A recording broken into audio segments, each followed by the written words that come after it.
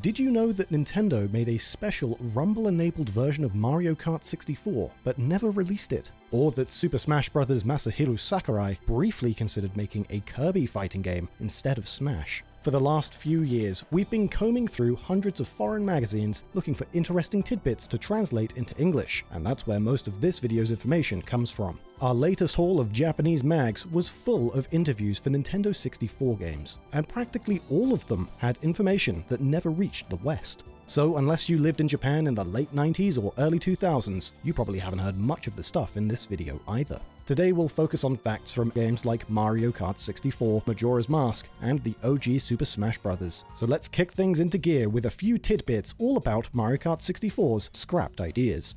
We're going to start things off with a quick look at a Shigeru Miyamoto interview from a 1996 issue of Famimaga 64. The interview took place at Nintendo's Space World event that same year, where Nintendo showed off tons of games like Zelda 64, Earthbound 64, Star Fox 64, as well as the game we're talking about first, Mario Kart 64.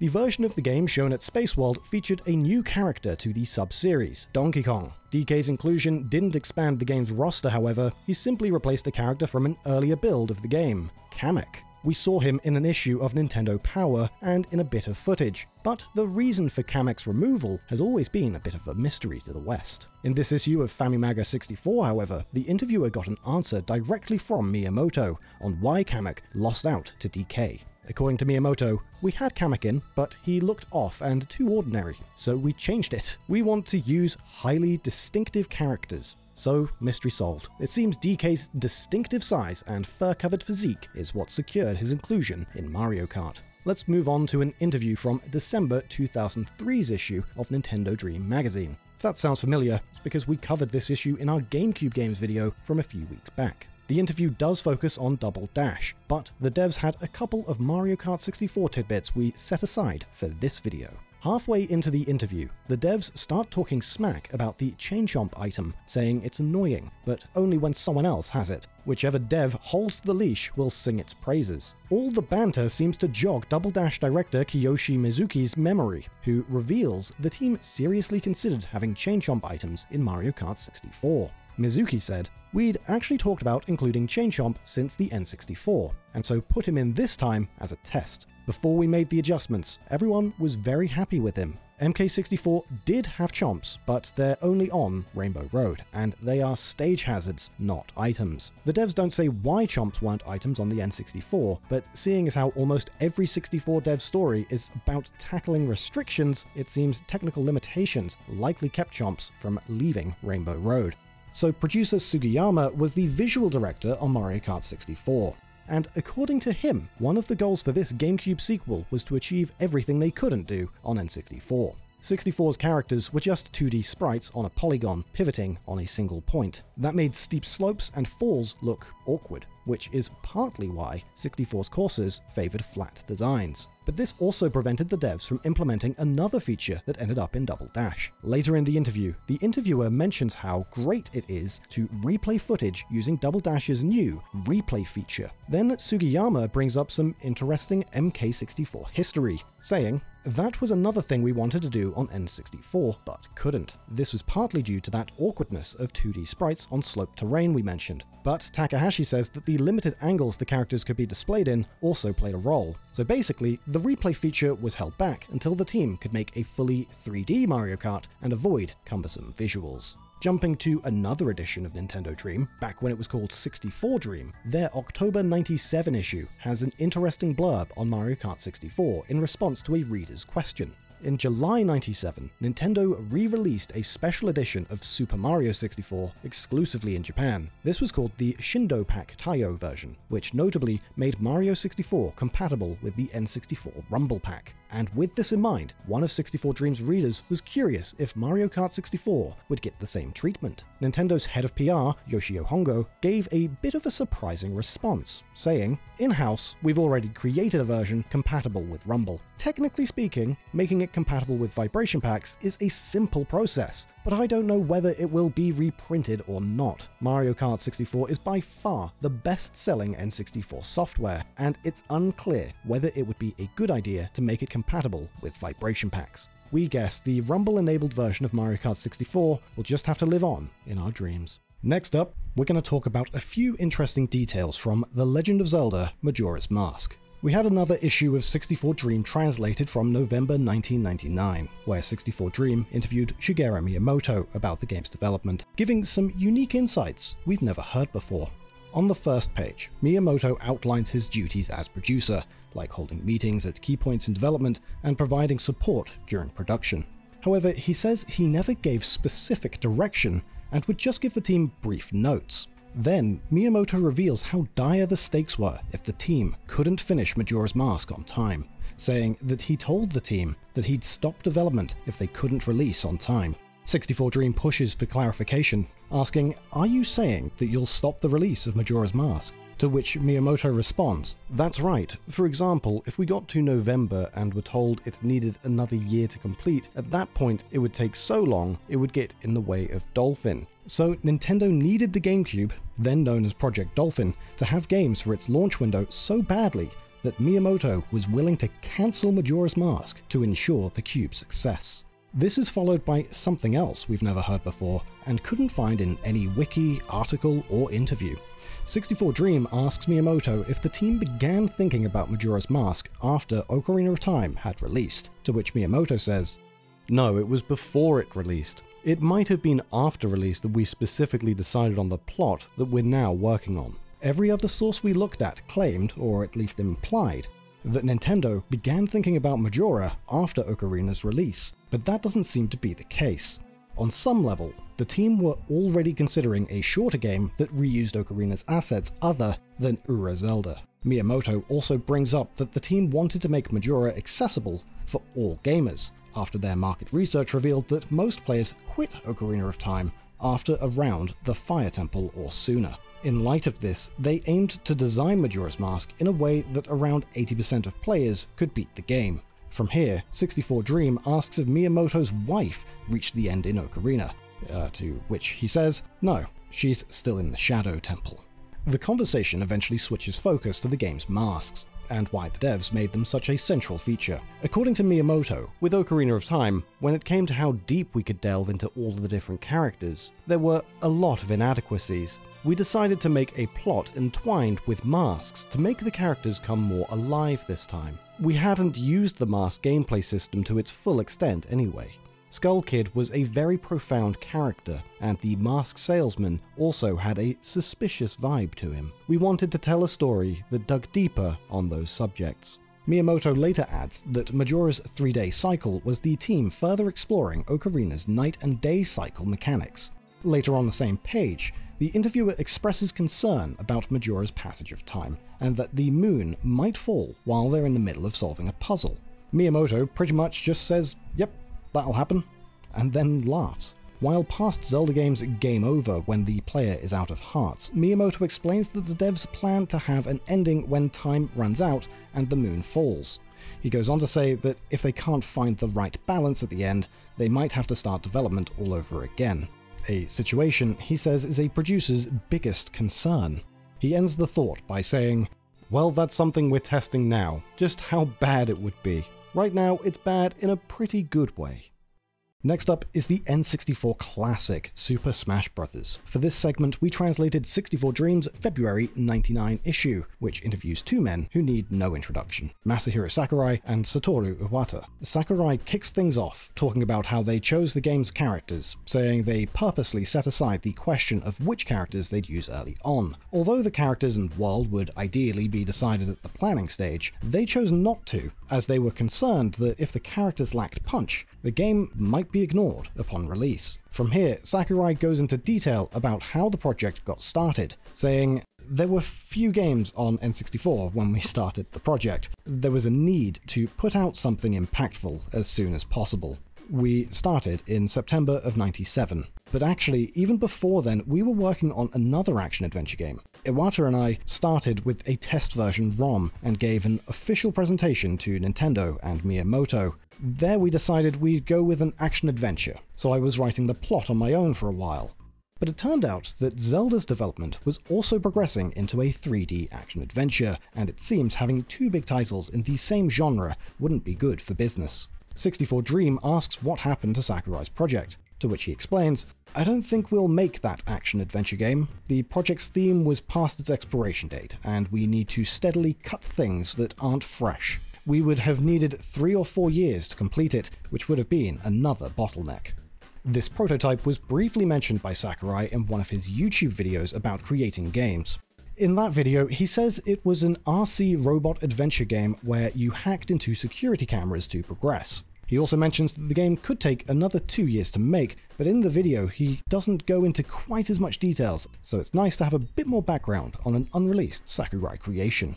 The discussion shifts back to choosing characters and how Iwata and Sakurai considered many possibilities before deciding on Nintendo characters, like working with famous manga writers to make them or designing them internally. They also went back and forth on whether the game world should be comical or realistic, and whether to have people or beasts. Sakurai continued, "Of course, we make Kirby at HAL Lab, so we considered making it a Kirby fighting game too. To succeed as a consumer fighting game, it needs to already be recognized as an arcade game, or be built on a recognizable IP, or it isn't likely to be accepted. So we couldn't afford any half measures with the character selection."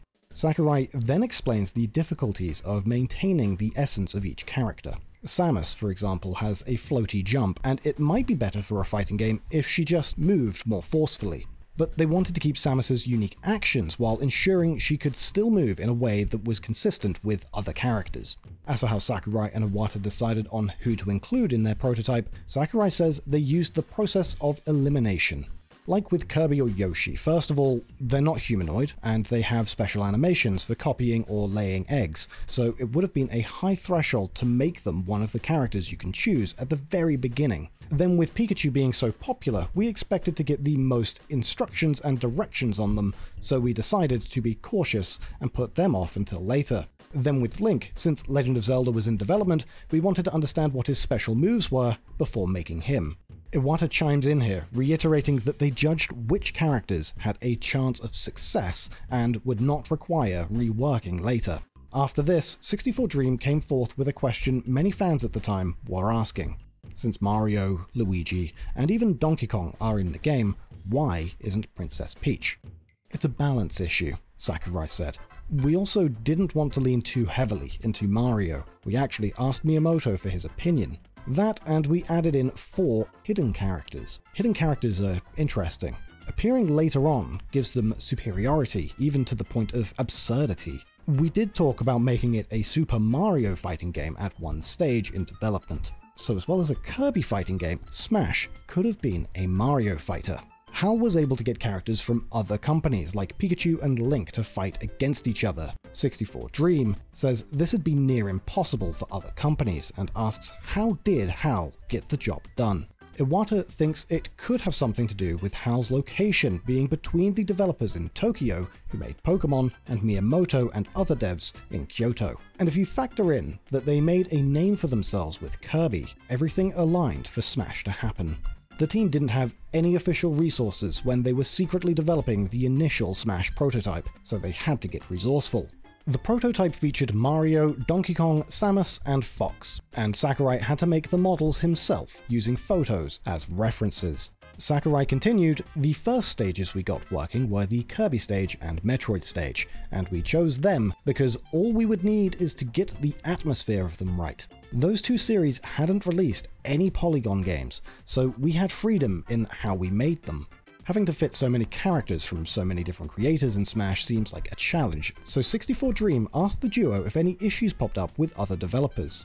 Everything would be fun if it went the way we thought it would, but things don't go that well in real life," Iwata said.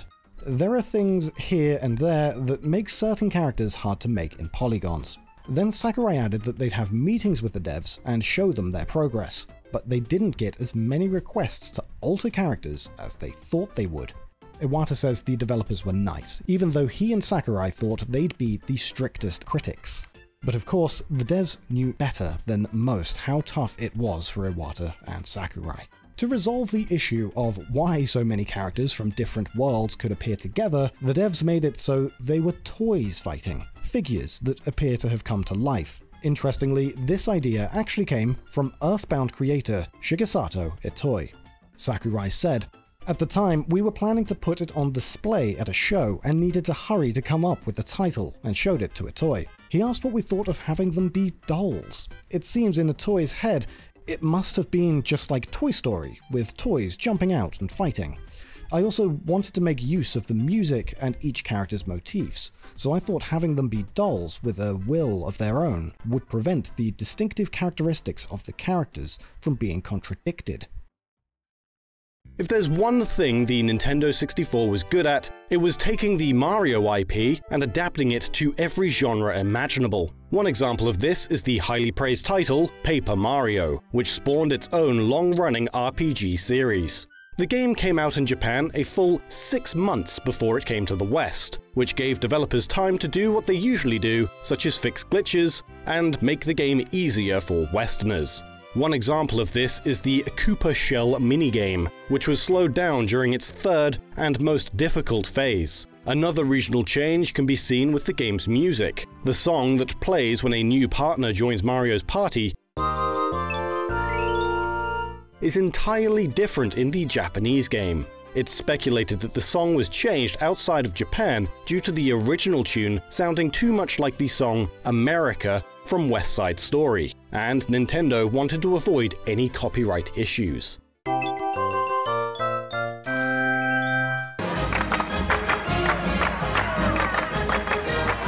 Another iconic Mario game on the N64 is Super Mario 64. One interesting fact about the game's development was how the team tried to make sure the game would appeal to children, and that they would be able to get to grips with its mechanics. They did something often unheard of from Nintendo at the time, and had children playtest the title, with around 10 middle schoolers being given access to the Bob-omb Battlefield stage for half a day, while staff observed what the children did. One of these children was actually Miyamoto's son, Kenshi. Miyamoto stated, "My child was one of them actually, but seeing him try dozens of times over and over to get up this unclimbable hill, as a parent I couldn't help but think, geez, does this kid have any brains?" Afterwards, we asked the children what they thought of the game, and they said it was fun, and that they wanted to play it again. Another of Nintendo's titles, Excitebike 64, actually has a rather peculiar piece of unused data. Included at the end of the game's ROM is unused text, which is repeated multiple times to fill out any leftover space remaining on the game's cartridge. Clearly directed toward those who intend to dump and redistribute the game online, the text reads, "Please don't copy this game, that would be rude. Hey, what are you doing looking at this binary when you should be looking after my shed?" One of Nintendo's other driving games also has unused aspects. Mario Kart 64 originally had a vertical split-screen option in two-player gameplay, as well as horizontal. This cannot be seen without hacking it back into the final version, and the lap counter still appears in battle mode. Mario Kart 8 later managed to use vertical split-screen 18 years later. Another N64 game with unused content is Rare's Goldeneye 007. The terrorist multiplayer character cannot be found anywhere in the single-player game. However, the instruction manual for the game lists the Phantom weapon as a terrorist favorite, and the Phantom can only be found on the frigate level. The frigate level is also the only level with hostages, which would likely indicate the involvement of terrorists. This would suggest that the terrorist was once used as an enemy on the frigate, but was removed and kept in multiplayer. Speaking of Rare, before their buyout by Microsoft, many consider the apex of Rare's prestige to be during the N64 heyday. After GoldenEye's success, the company would go on to work on another mature first-person shooter created with their own story, Perfect Dark. The game was set to introduce many new, bold features which pushed the Nintendo 64, peripherals and all. And though the final product ended up being impressive in its own right, one particular feature which had a fair share of hype surrounding it would ultimately be cut before final publication. The Transfer Pack, a peripheral which was used for Pokémon Stadium, allowing for a Game Boy game to interact with the console from the back of the player's controller, was set to have some utility within Perfect Dark. Specifically, the transfer pack was to be used in conjunction with Nintendo's Game Boy camera, allowing players to snap photos of people's faces to have them mapped to a character's head. The feature was talked about extensively, being incredibly unique at the time, before the likes of more known titles using the concept, such as Tony Hawk Underground. The feature was talked about in gaming news outlets in the run-up to Perfect Dark's release, with Spin Magazine's December 1999 issue mentioning, perhaps in jest, though maybe insensitively, that it would allow players to blow jocks off of buildings with lasers. Unfortunately, the timing of this statement made it seem in poor taste, having been issued in the same year as the 1999 Columbine incident. According to a GameSpot article, Nintendo's Ken Lobb had told the press that it had been removed because of technical difficulties, though later, Rare's website would be updated to talk about the feature's removal, stating that it had been removed to avoid controversy during the game's release, and that the fully operational Game Boy camera feature within Perfect Dark has been removed from the software. This would suggest that Ken Lobb's statement in itself was to avoid controversy as well, as it could be considered a censorship issue. One N64 game with an interesting history is the European exclusive Taz Express. For the Americans, or whoever didn't play the game, Taz Express was a simple puzzle platformer where Taz delivers various packages. The most interesting part of the game, however, can't even be found within it. The title originally began as a prototype called Vampire Circus. This was a gauntlet-style game full of vampires and zombies, where the player controlled a single character in a party of 5, with the rest being AI. Each character had different abilities, and players could switch between them. These characters could die to vampires, however, leading to strategic and hectic gameplay. Developers Z2 apparently got quite far with the Vampire Circus prototype, but when publishers Ocean Software were absorbed into Infogrames in 1996, Z2 were forced to work on a Warner Brothers property. The Nintendo 64 was originally created under the working title of the Ultra 64 as a tribute to several toys manufactured by Nintendo in the late 1960s, such as the Ultra Hand. However, as Konami still held the trademark on the name Ultra Games, Nintendo elected to change the name and logo for their new console. The system was created at a time when Nintendo's competition was particularly fierce, being released a year after Sony's first entry into the console market race with the PlayStation. With that said, the device received rave reviews, despite being criticized for its comparatively slim lineup of titles. One of the more popular titles on the N64 was Star Fox 64. Despite all versions being released within 6 months of each other internationally in 1997, there are still a few regional differences. An obvious change comes with the game being in a different language. However, the PAL version, Lylat Wars, went one step further than simply translating the game into English. It's the only version that features language settings, and the player is even able to set the language to Lylat. This makes all the characters in-game speak gibberish, in reference to the game's predecessor for the Super Nintendo. The Japanese version has different dialogue as well. The Western versions of the game have Fox's teammates yell "No!" when being shot down, whereas the Japanese version has them cry Fox's name. Foxy! This isn't the only change, as the Japanese version's character icons also do not sync up with the character's dialogue, unlike the English versions. Just 3 months after the success of Star Fox 64 and its introduction of the Rumble Pack, Super Mario 64 and Wave Race 64 both received re-releases in July 1997, exclusively in Japan. Both titles were updated with special Shindu Pack Taio editions. The main focus for these releases was to add compatibility with the Rumble Pack. Wave Race's inclusion was vibration that matched the engine of the jet ski and reactions to jumps and waves by jolting the player. In Mario 64, the rumble feature kicks when the player is attacked or being attacked by an enemy. It rumbles with ground pounds, forward dives, and when collecting a red coin or an extra life. The rumble pack also vibrates when stretching Mario's face in the title screen. Wave Race 64 has a few more changes added to the game that weren't present in the original. The announcer's inflection was changed. Wave Race! Wave Race! 2 of the tracks from the soundtrack were remixed, and a ghost was added into the time trial mode in the form of a dolphin. Mario 64 Shindu Edition has quite a few differences, however. It includes changes made for the international release of the game that didn't appear in the original Japanese version, such as voice clips and the ability to press A or B when interacting with NPCs or signs instead of just B. An odd glitch was removed where Mario would receive 99 lives if the coin count went above 999. This bug would break the game and display M25 instead of 99 lives. This version also fixes the backwards long jump oversight present in all previous versions. An Easter egg was even added to the game. If the player presses Z on the title screen, a spiral of screens showing Mario's head will appear. Another more unusual change is that if Mario jumps onto a tree, he will slide round and face the camera instead of facing the direction in which he jumped.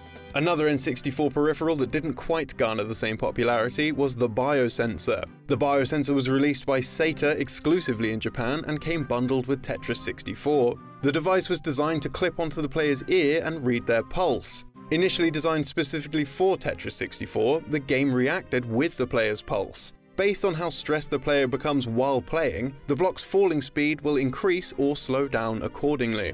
The Legend of Zelda Majora's Mask is a much beloved game that has many distinctive features. One of its more distinctive features for Zelda fans is that it reused many assets from Ocarina of Time, but this reusing of art and resources goes even further than you might think. Inside the moon, there is a small bird that flies around the tree. This bird model was originally used in a beta version of Ocarina of Time, but was cut in the final release.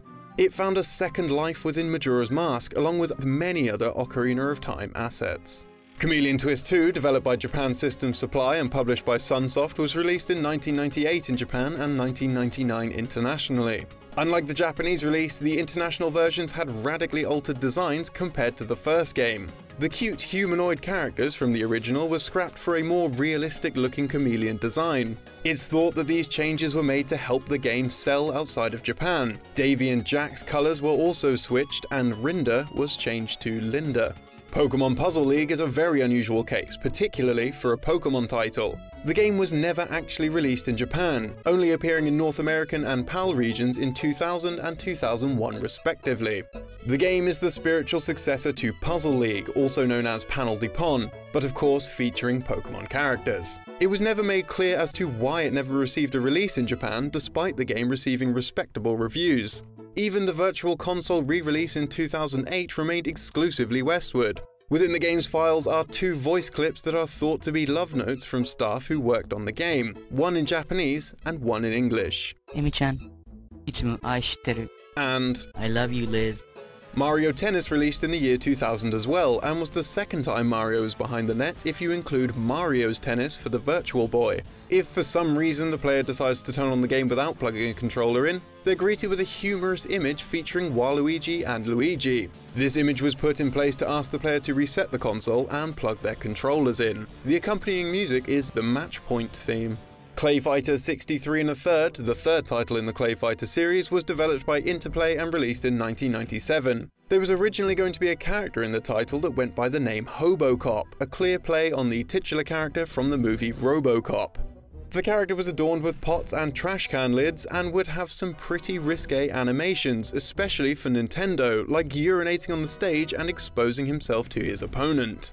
Though Hobocop did appear in promotional material for the game, as well as in beta footage, he was not included in the game's final release. A rent-only Blockbuster exclusive version of the game also exists, called Clay Fighter Sculptor's Cut. This version included several other previously cut characters, those still lacked the inclusion of Hobocop. This was apparently because Nintendo did not approve of the character, believing that he was too controversial. Hobocop can also be seen in footage from a prototype demo for the unreleased PlayStation version called Clay Fighter Extreme that was planned to be released at the same time as the Nintendo 64 version, so it's likely he would have been a unique character to that release. Another noteworthy N64 title is Jet Force Gemini, which was developed by Rare and released in 1999. The game was well received, and much like its Rare predecessors, Perfect Dark and Conker's Bad Fur Day, was set to have a Game Boy Color title in its series. The game would have been a top-down isometric 2D shooter, with heroes Juno and Lupus searching for Juno's twin sister, Vela.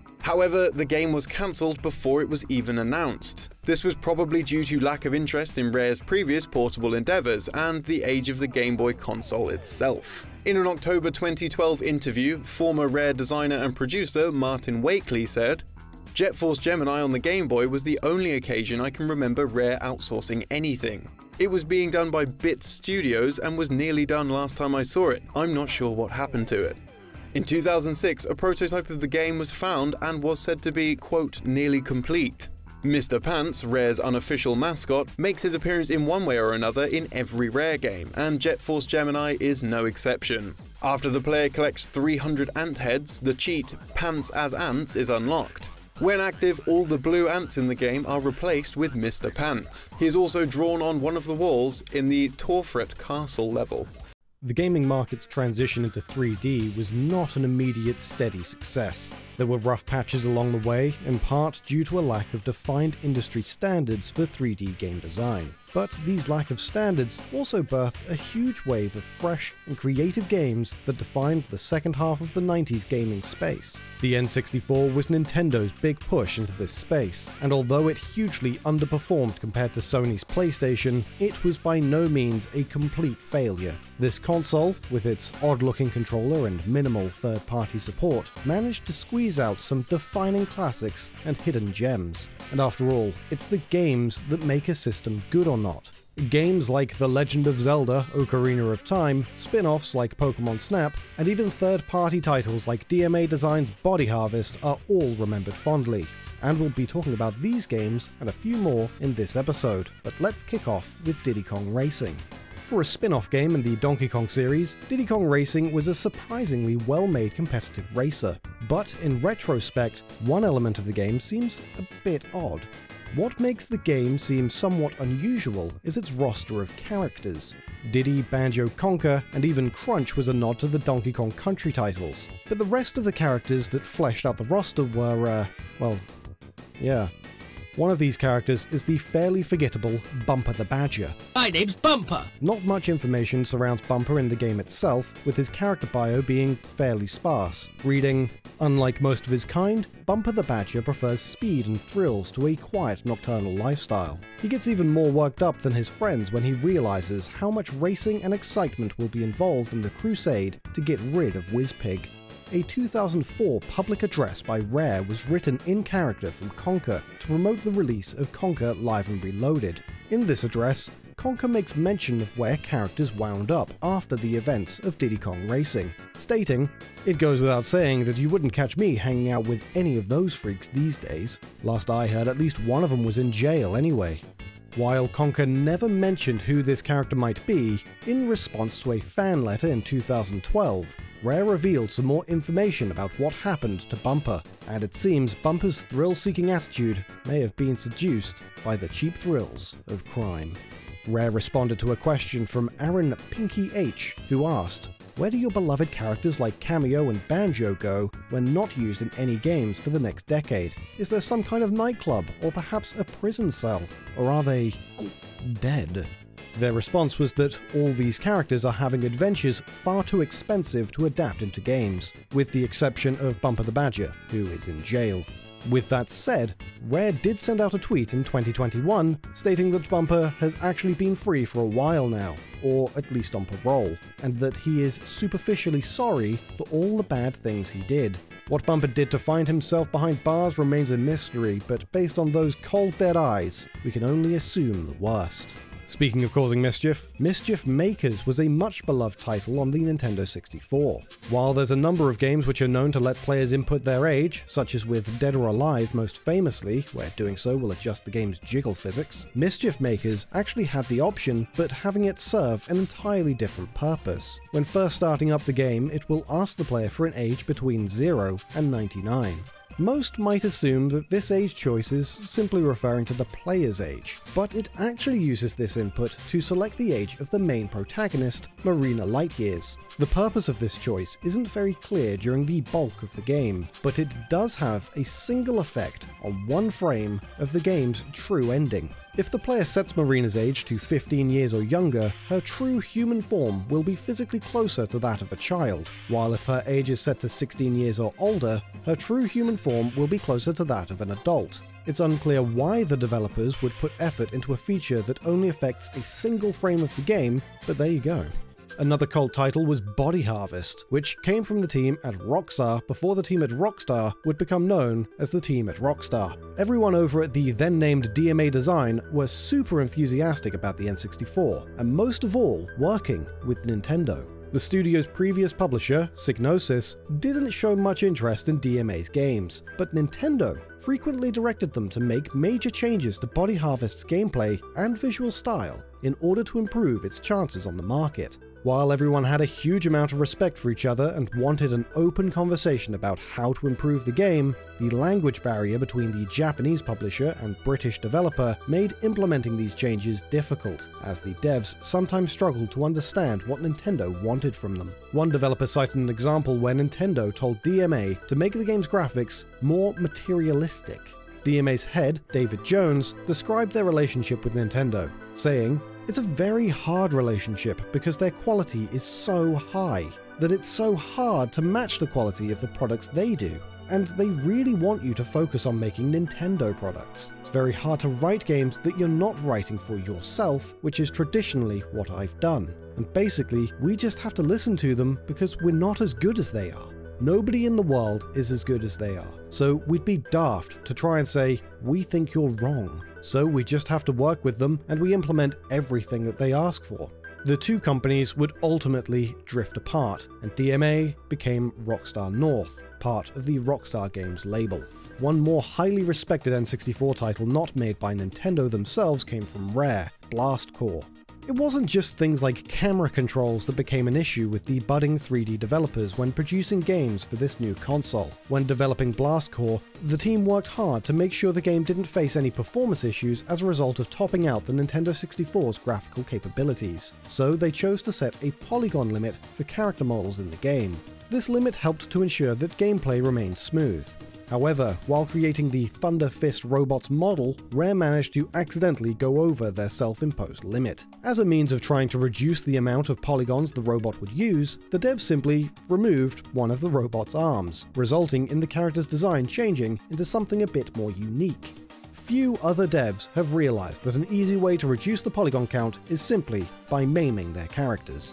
Pokémon Snap is arguably one of the franchise's most popular spin-off titles, taking away the typical enslavement and battle mechanics of Pokémon, and instead putting the player behind a lens. While the player might not take on an active role of pummeling Pokémon, or rather commanding other Pokémon to do so, they're given a variety of tools which can either elevate the creature's mood, or frankly, piss them off. It's your mission to take great photos, but in doing so, Nintendo gave the player an option of throwing a pester ball at Pokémon to spur on some more irritated expressions or behaviors. While this is of course a work of fiction, the idea of hurling noxious purple gas with the sole intent of pestering the creatures whilst they enjoy their natural habitat does seem a little unusual for the Pokémon series. As a result, when it came time for the game's sequel, these balls were removed, as well as the apple, which was replaced with a fluff fruit. New Pokémon Snap's director, Haruki Suzaki, stated, "The pester ball was an important element to bring out Pokémon's reaction in the Nintendo 64 Pokémon Snap,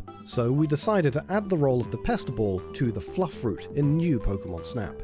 Even though fluff fruit doesn't hurt when it hits a Pokémon, it makes sense that some Pokémon don't like being hit by fluff fruit. So we designed the item to leave it up to players whether they place it near a Pokémon or throw it at a Pokémon. So it seems developers were still all for pissing Pokémon off a bit, but they prefer being a bit more tactful about it. As we mentioned at the start of this video, the N64 was a new adventure for Nintendo, and having to start developing games in 3D was no small task. Plenty of new complications come along with the addition of a third dimension, and so it was important during development to have a greater understanding of what mistakes had been made. What's interesting, however, is that a debugging tool, which shows more information on why a game has crashed or encountered an error, is actually still present in the final retail copy of Zelda. After the game crashes for whatever reason, inputting a series of button combinations will result in information being thrown up on screen about the game and the environment that was present at the time of crashing. An odd curiosity can be seen from Ocarina's debug menu, however, where the game's version information doesn't simply contain the version information, but also an additional message of seemingly no purpose. I love you. I mean, we aren't complaining about being told that at least something in the world loves us, but we didn't exactly think it would be a copy of Ocarina of Time that'd show us more love than our parents did. Today we're taking a look at some trivia for several Nintendo 64 games. And what better way to kick off the video than with some secrets from a few of the N64's most beloved titles, the original Mario Party trilogy.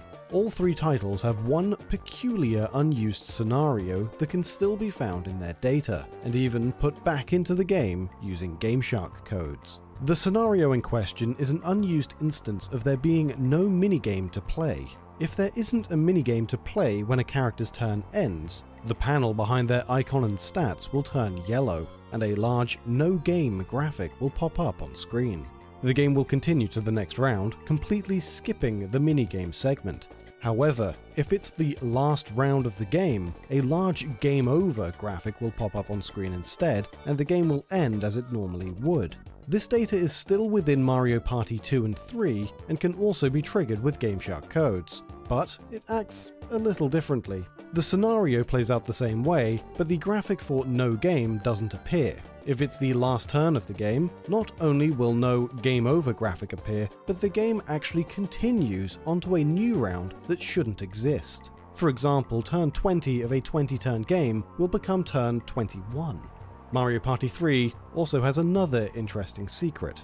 Under normal conditions, when starting the game for the first time, all characters are unlocked from the offset. This is despite the fact that the back of Mario Party 3's game box alludes to how players can even unlock new characters in the one-player challenge, something which is just entirely not true. What's interesting is that, should the game be forced into the main menu with an unutilized save, which means the player has managed to bypass the game's attempt to load any sort of save file data, both Waluigi and Daisy will be unselectable during a match setup. Not only this, but they'll appear as otherwise unused question mark icons. Furthermore, from within the game's debug settings menu, it's possible to enable the characters, making it clear that the intention was for both of these characters to initially be unlockable, rather than playable from the offset. It's likely that this idea was dropped fairly late during development, as it was used as an advertisable feature on the game's box.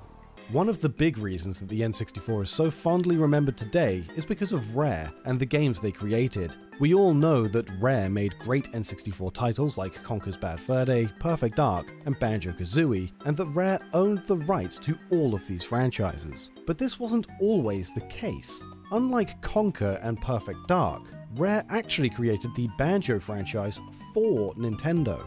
This means Banjo-Kazooie was a first-party Nintendo IP, as shown by this trademark approved in May 1997 for Banjo-Kazooie, showing that the owner was Nintendo of America Inc. and not Rare. Nintendo owned the franchise for 5 whole years until 2002, when ownership of the IP was transferred from Nintendo to Rare.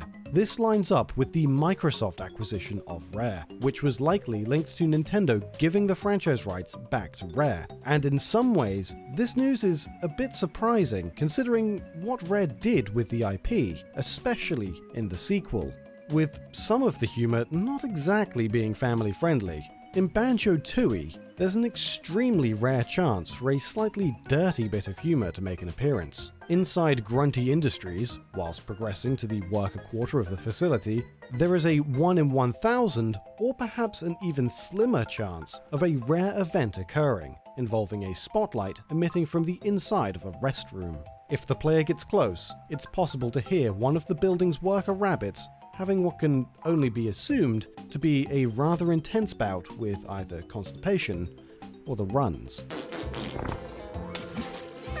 Another beloved Rare creation is Diddy Kong, and the character's N64 title, Diddy Kong Racing.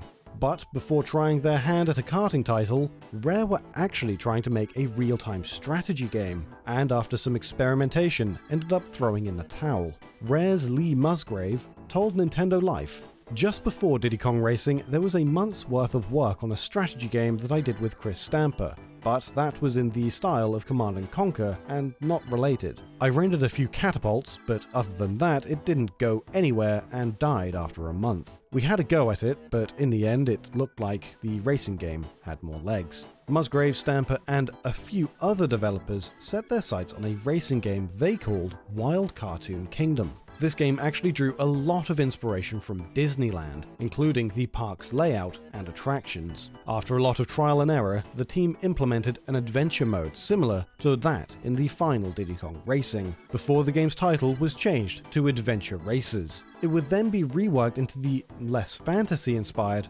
Pro-Am 64 and reworked yet again into Diddy Kong Racing. While working on Diddy Kong Racing, Rare also had the chance to create what would later become one of the most highly praised first-person shooters for home consoles, Goldeneye 007. The game wound up having some alterations made to avoid comparisons to real-world events that occurred. When asked by Censored Gaming about why the hunting knife isn't in the final Japanese game, Martin Hollis, the game's director, revealed more details about why the weapon was removed from the Japanese localization. He stated that it was related to the Kobe child murders, a horrific incident in Japan which involved both child murder and knife attacks.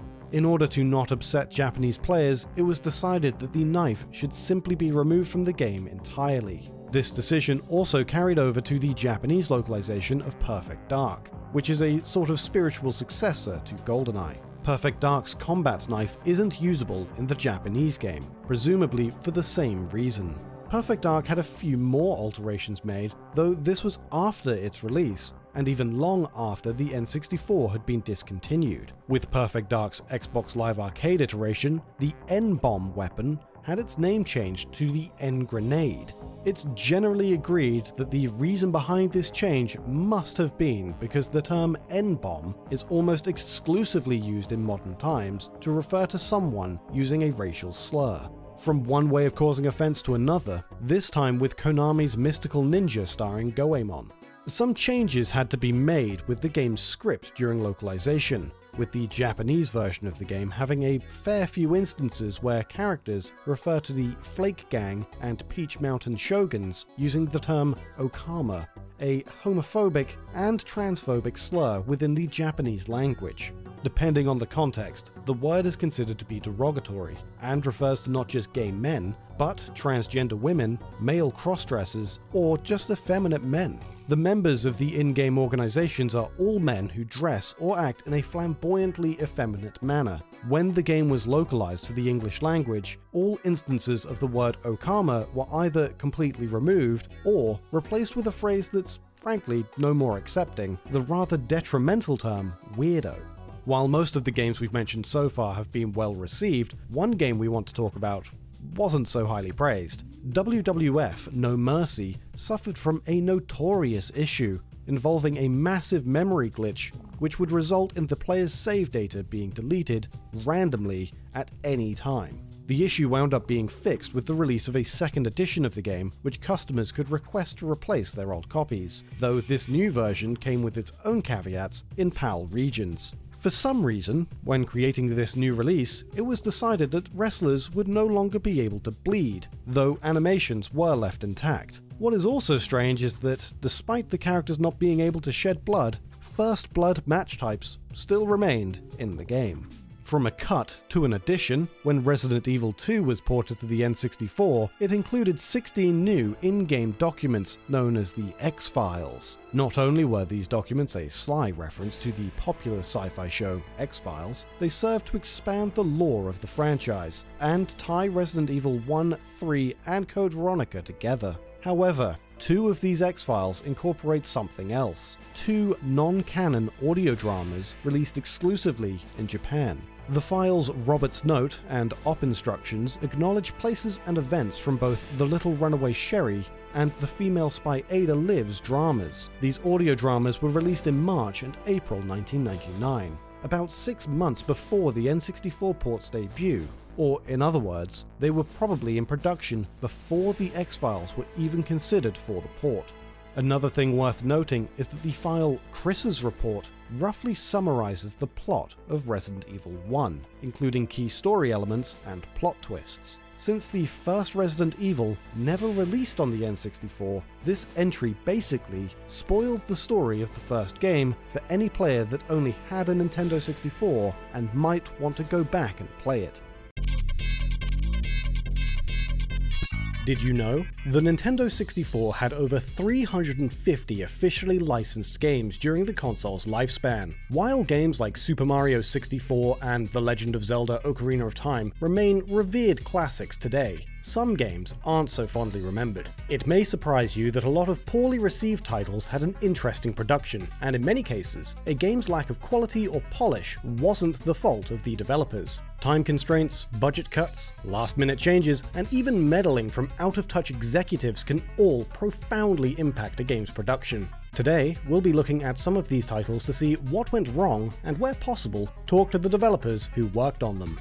When talking about N64 games that received little praise, there's one title that sticks out among the rest. Superman, the new Superman Adventures, better known as Superman 64, has the distinction of being rated the worst N64 game by numerous outlets, and is perhaps one of the worst games of all time. The Man of Steel flew onto the N64 to poor reviews, with fans criticizing the controls, level design, and presence of numerous glitches that held the game back. The title was largely based on the TV show Superman the Animated Series. As a TV tie-in, it seemed like a lucrative endeavor for developers Titus Interactive, as well as license holders Warner Brothers. Titus already had experience with game development, and at this point had made a few N64 games. So what went wrong? Eric Kahn, one of the founders of Titus, originally approached Warner Brothers Licensing to get the rights to Superman. Shortly after making a deal, Warner Brothers licensing staff was shuffled around, and friction between Titus and Warner Brothers began to heat up. The original plan was for Titus to release an N64, PlayStation 1, and a Game Boy game based on Superman the Animated Series. The Game Boy version was completed in a short time, but the N64 game is where the situation got complicated. Originally, Eric Kahn and his team wanted to make a game that resembled Tomb Raider, where players would control Superman in an action-adventure title involving some real-time strategy. The game would be open world and let Superman fly, fight, and include all his superpowers. Despite these goals, the team quickly ran into the limitations of the N64, and had issues realizing their scope. The technical limitations weren't the only thing holding them back, however. Warner Brothers made increasingly drastic requests which hindered development. The licensing team wanted the game to resemble Sim City, and have Superman be the mayor of Metropolis. Kahn fought back against these demands, later saying the mayor idea was pathetic. The micromanagement from Warner Brothers Licensing continued to hold back development, with Warner Brothers and DC Comics questioning Kahn and his team's vision for the game at every step. The team at Titus had to fight for basic functions, with Warner Brothers refusing to sign off on ideas like Superman being able to swim, and would use Superman comics to back up their points. Titus at one point even made parts of the game destructible, but DC was against the idea of Superman destroying things in the environment, as, quote, Superman could not act like a bad person. The PlayStation version was nixed by Warner Brothers, despite being 90% complete. In late 2020, a prototype of the PS1 build would be unofficially published online. Eric Kahn maintains that the primary reason he and his team had so many issues was that a new team had taken over at Warner Brothers Licensing, and these new hires thought a bigger company, like EA, would make a better game, so they held Titus back as much as possible to kill the project. The next N64 title may have gotten bad reviews, but some versions of it are highly prized. Clay Fighter Sculptor's Cut is sought after by video game collectors, and often sells for over $2,000 at auction. The title was released as a rental-only game at Blockbuster in the US, making it difficult to find these days, especially in mint condition. What some casual fans might not realize is that Sculptor's Cut was actually based on Clay Fighter 63 1/3, a title that then IGN writer Matt Casamassino stated would remain a prominent title for N64 libraries for years to come, because it's so terrible, it sets the standard for bad. Clay Fighter 63 1/3 certainly didn't live up to the hype, and left some fans disappointed, as it fell behind the standard of the first two games. Clay Fighter and Clay Fighter 2 Judgment Clay were both released for the SNES. Penned as parodies of Street Fighter, the games were well received and sold well, so it only made sense for Interplay Productions to release a new version on Nintendo's next generation console, the Nintendo 64. Founded in 1983, Interplay had many successful games under their belt before tackling Clay Fighter 63 1/3. The studio developed the Earthworm Jim series, The Bard's Tale, and had lucrative projects like Mario Teaches Typing and several Star Trek titles. Despite their successes, in 1998, Interplay was nearing bankruptcy. While Interplay's money issues would only come to light after Clay Fighter 63 1/3's release, it might have caused management to rush Clay Fighter's development. We talked to Didier Malenfant, one of the game's programmers, to get more info. Malenfant was brought on board in December 1996, in the middle of Clay Fighter's development. He told us he was originally brought on to port the game to the PlayStation, as Interplay had plans for a dual release. In the end, however, they decided to axe the PS1 port. Interplay originally hoped this new Clay Fighter would be a 3DO M2 title, before they shifted focus to the Nintendo 64. But this was a small blessing, as the team had issues working on the M2 and welcomed the change to Nintendo's new console. Scheduling became something that management focused on, and to remain on time, they pulled their resources into the main platform, the N64. While Malenfant didn't know the exact reason why the PlayStation port was cancelled over the N64 port, if he had to guess, it was because the N64 was the newer platform, and there might have been more potential for sales. Interplay had published Carmageddon, developed by Stainless Games for the N64 a couple of months before Clay Fighter, but Clay Fighter was fully developed in-house at Interplay, meaning it was also the team's first real experience with the hardware. Clay Fighter 63 1/3 continued the series stop-motion technology for its graphics, and brought in an all-star cast to voice the game's fighters.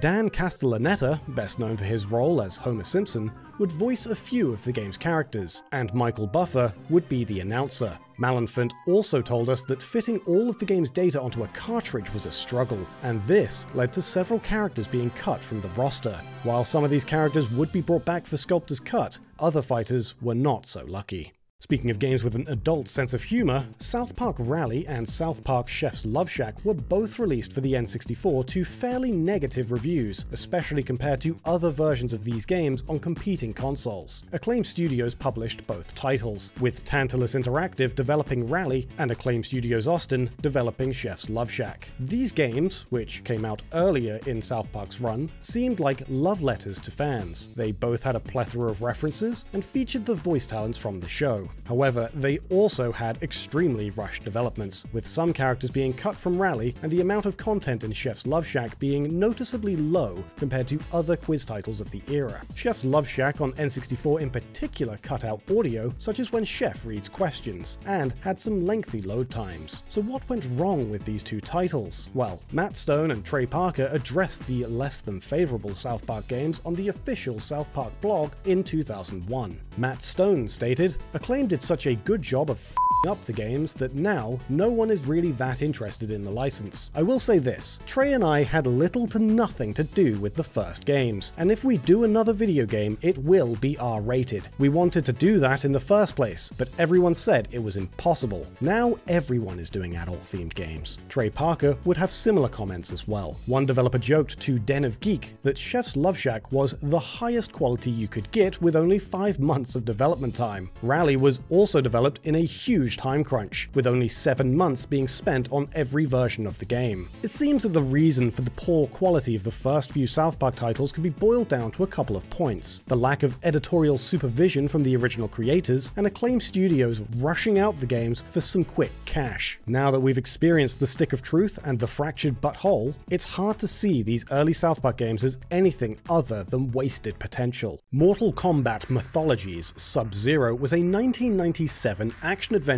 RPG spin-off released for the original PlayStation, N64, and surprisingly, Tighe Electronics. The game was intended to be a full sub-series, but due to its critical reception, Midway and Avalanche Studios abandoned plans to continue it. In theory, the title sounds great: expand the deep lore of Mortal Kombat while providing Midway an opportunity to break into the side-scrolling beat-em-up genre. The spin-off would also use live-action, full-motion video, and featured included the actual fighting actors from the game to show the console's capabilities over the arcade cabinet. There was a lot of care put into the title's story, as John Tobias, the co-creator of Mortal Kombat, headed the project. New characters like Quan Chi would be explored in the title, creating a richer storytelling experience that wasn't doable in a traditional arcade title. However, when it came time to bring their vision to the N64, the team ran into issues. Due to the cart size, the live-action cutscenes, one of the biggest marketing points for the game, had to be replaced with still images and text. This was due to issues fitting all the movie data into the somewhat restrictive N64 carts. In the end, the title was just too ambitious, and the team was too inexperienced with the beat-em-up genre. The devs wanted to include Mortal Kombat's fighting system in a side-scroller, which sounds good on paper, but had issues with implementation. The team opted to stay faithful to Mortal Kombat's fighting game style, which meant they needed a button to turn around, as the directional inputs would also be used for moves. As you might expect, this made the controls very awkward. The RPG system also felt tacked on, and the levels suffered from poor design and a serious lack of polish. We tracked down TabMock99, a long-standing member of the Mortal Kombat community, who gave us additional insight into the development process. During Mythology's production, the Mortal Kombat team was apparently spread too thin. Ed Boon, the other co-creator of the series, was absent from Mythologies altogether, as he was busy working on the next main installment in the series, Mortal Kombat 4.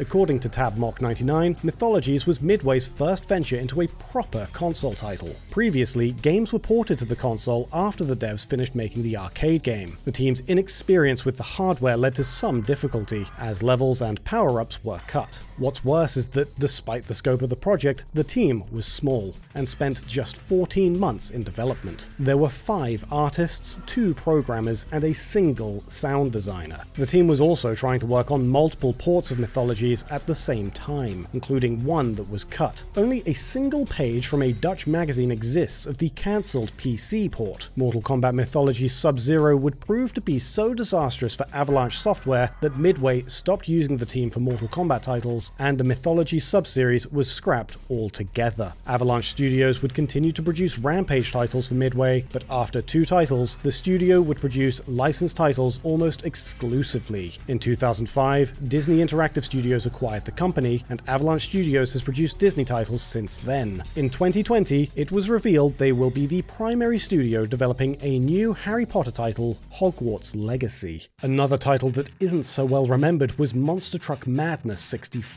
Released in 1999, the title was largely based on the PC game Monster Truck Madness 2. The N64 title was co-published by 2 unexpected partners on a Nintendo platform, Rockstar Games and Microsoft. The game's production was ambitious, aiming to add more courses, more trucks, including a tie-in with World Championship Wrestling, various weather and lighting conditions like fog and night courses, side modes, and more content from the first Monster Truck Madness. Despite the high hopes from Rockstar and Microsoft, the N64 port fell flat. In GameSpot's review of the title, writer Nelson Tarek said, "Playing Monster Truck Madness 64 is like driving a lemon. You really want to get somewhere with it, but something's sure to break down along the way," and scored the game a 3.9 out of 10. Critics generally complained about the difficult single-player campaign and the game's controls. The N64 version has elements that align it more with an arcade racer, such as items, while also trying to be a simulated monster truck experience. The balance of realism and franticness was difficult for the developers at Edge of Reality to achieve. Not only this, but Monster Truck Madness 64 was the team's first N64 port, and they were unfamiliar with the system. We got in touch with Mike Panoff, the game's lead programmer and producer, and asked him what challenges the team faced. Panoff told us that Monster Truck Madness 64 was actually Edge of Reality's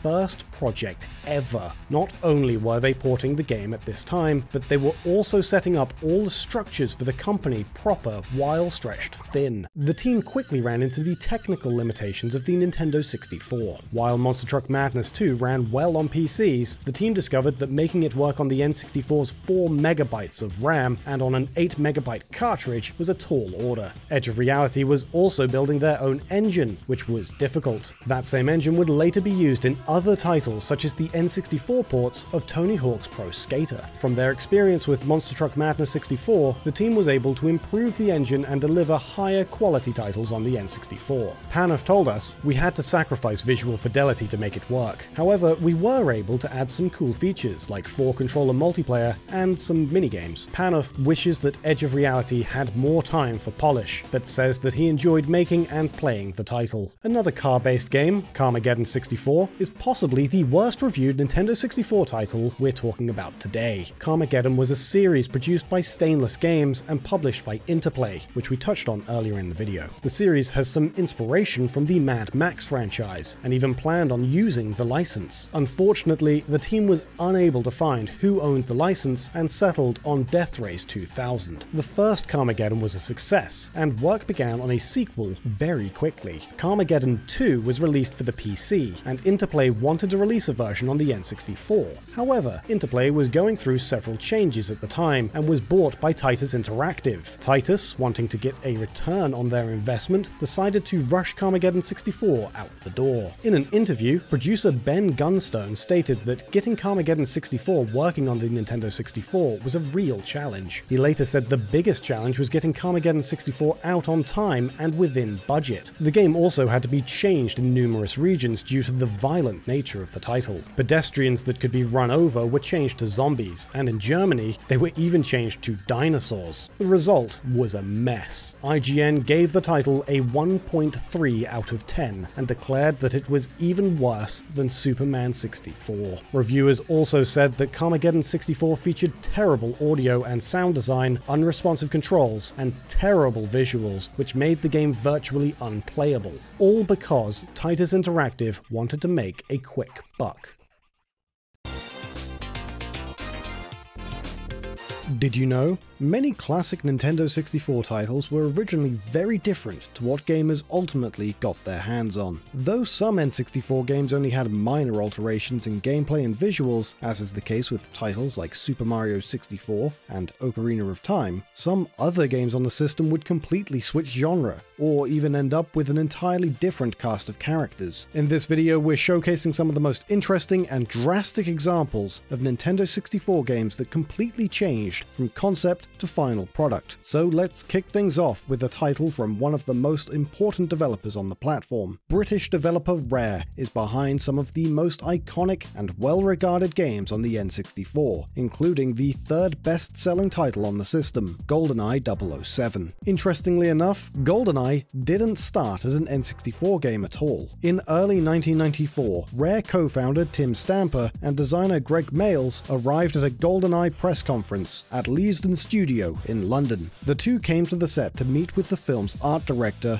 Andrew Ackland Snow, and discuss an official tie-in game they were making for the Super Nintendo. As reported in Nintendo Power magazine, Rare had just begun working on a side-scrolling SNES prototype around February. We don't know much about the SNES version of Goldeneye, what it looked like, how it played, or if it even started full development. However, it's a safe bet that it would have been very different from the released version directed by Martin Hollis. Having an interest in video games since the days of the BBC microcomputer, Hollis applied for a job at Rare in 1993. His first role at the company was as the junior programmer on the arcade version of Killer Instinct, which was a one-year project by fewer than 10 people. Following the completion of Killer Instinct in March 1994, Hollis began tinkering with the new SGI workstations and wondered what he could do next. The SNES 007 project had petered out by this point, and Hollis asked Tim Stamper if he could direct a new GoldenEye game for the Ultra 64. Stamper said yes, and work began in early 1995 with a small team of Hollis, programmer Mark Edmonds, and artists Carl Hilton and B. Jones. The original 9-page document for the game envisioned the title as an on-rail shooter a la Sega's Virtua Cop, except in this case there was no light gun. At a certain point early on, the team decided to do both an FPS mode and an on-rail shooter mode. In addition to Virtua Cop, the team took heavy influence from Doom, plus John Woo action flicks like Hard Boiled. According to Martin Hollis in a 2007 interview with Gamasutra, Goldeneye was intended as a launch title for the N64 in conjunction with the film's November 1995 release. But this did not go as planned. The N64 got delayed in North America until April 1996, due to the chipsets still being finalized and major concerns about software quality. Making matters worse, the small team working on Goldeneye repeatedly missed their deadlines. The first year was spent creating an engine and designing art assets, with more staff being added later to help move development along. David Doak, who assisted with AI scripting and the overall design, was the first new hire. Junior members such as Doak helped give the game a slightly new vision, adding more of a Mario 64 influence rather than Virtual Cop.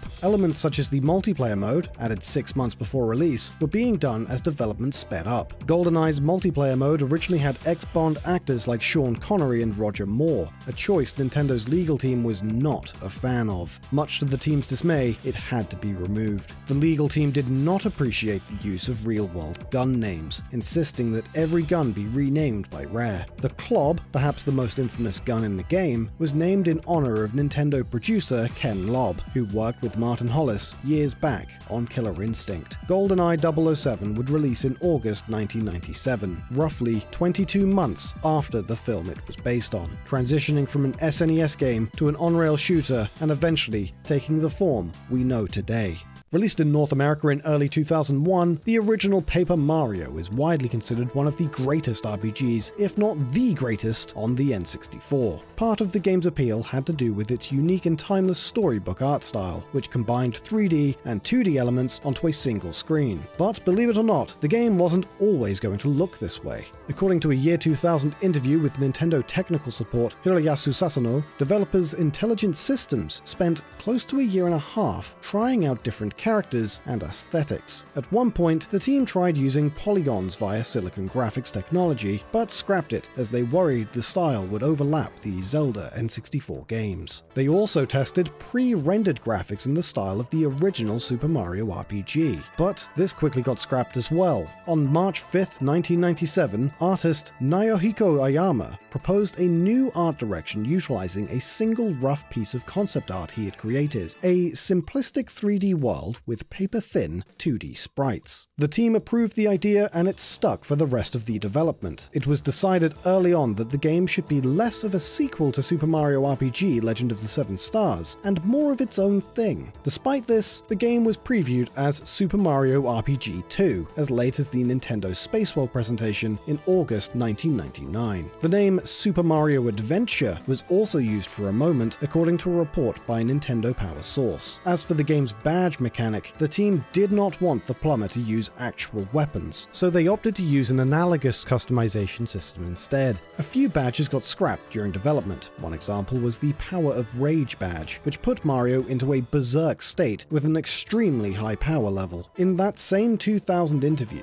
Intelligent Systems director Ryoto Kawade remarked, "For some reason, Power of Rage made him turn green when he was berserk." The programmer who created it was a Luigi fan, and I guess the idea was that if Mario became Luigi, it could be very dangerous. But the N64 was popular for more than just its first and second party titles. Not much is known about the first version of Bomberman Hero, the oft-forgotten entry in Hudson Soft's strategic and literally explosive series of titles. Surprisingly, the first version of the game did not feature Bomberman at all, instead starring Bonk, or Genjin, the caveman kid from Hudson's 16-bit side-scrollers. IA Studio, a Machida-based studio founded in July 1990, was contacted to help develop this Ultra Genjin game. IA had previously worked on the Bonk games for the TurboGrafx 16, SNES, and NES, so the decision to bring them on board made perfect sense. Production began in June 1995 and ended after just 6 months. According to IA Studio planner Shoichi Yoshida, Ishikawa. In an interview with CRV of Game Developer Research Institute, the team was inexperienced in creating 3D platformers and struggled with turning the 2D elements of Bonk into 3D. The video game industry was transitioning fast, and Hudson and IA were having trouble adapting. Although Ultra Genshin got scrapped, the design lived on in the form of Bomberman Hero, released years later in 1998 with some of the Bonk DNA still intact.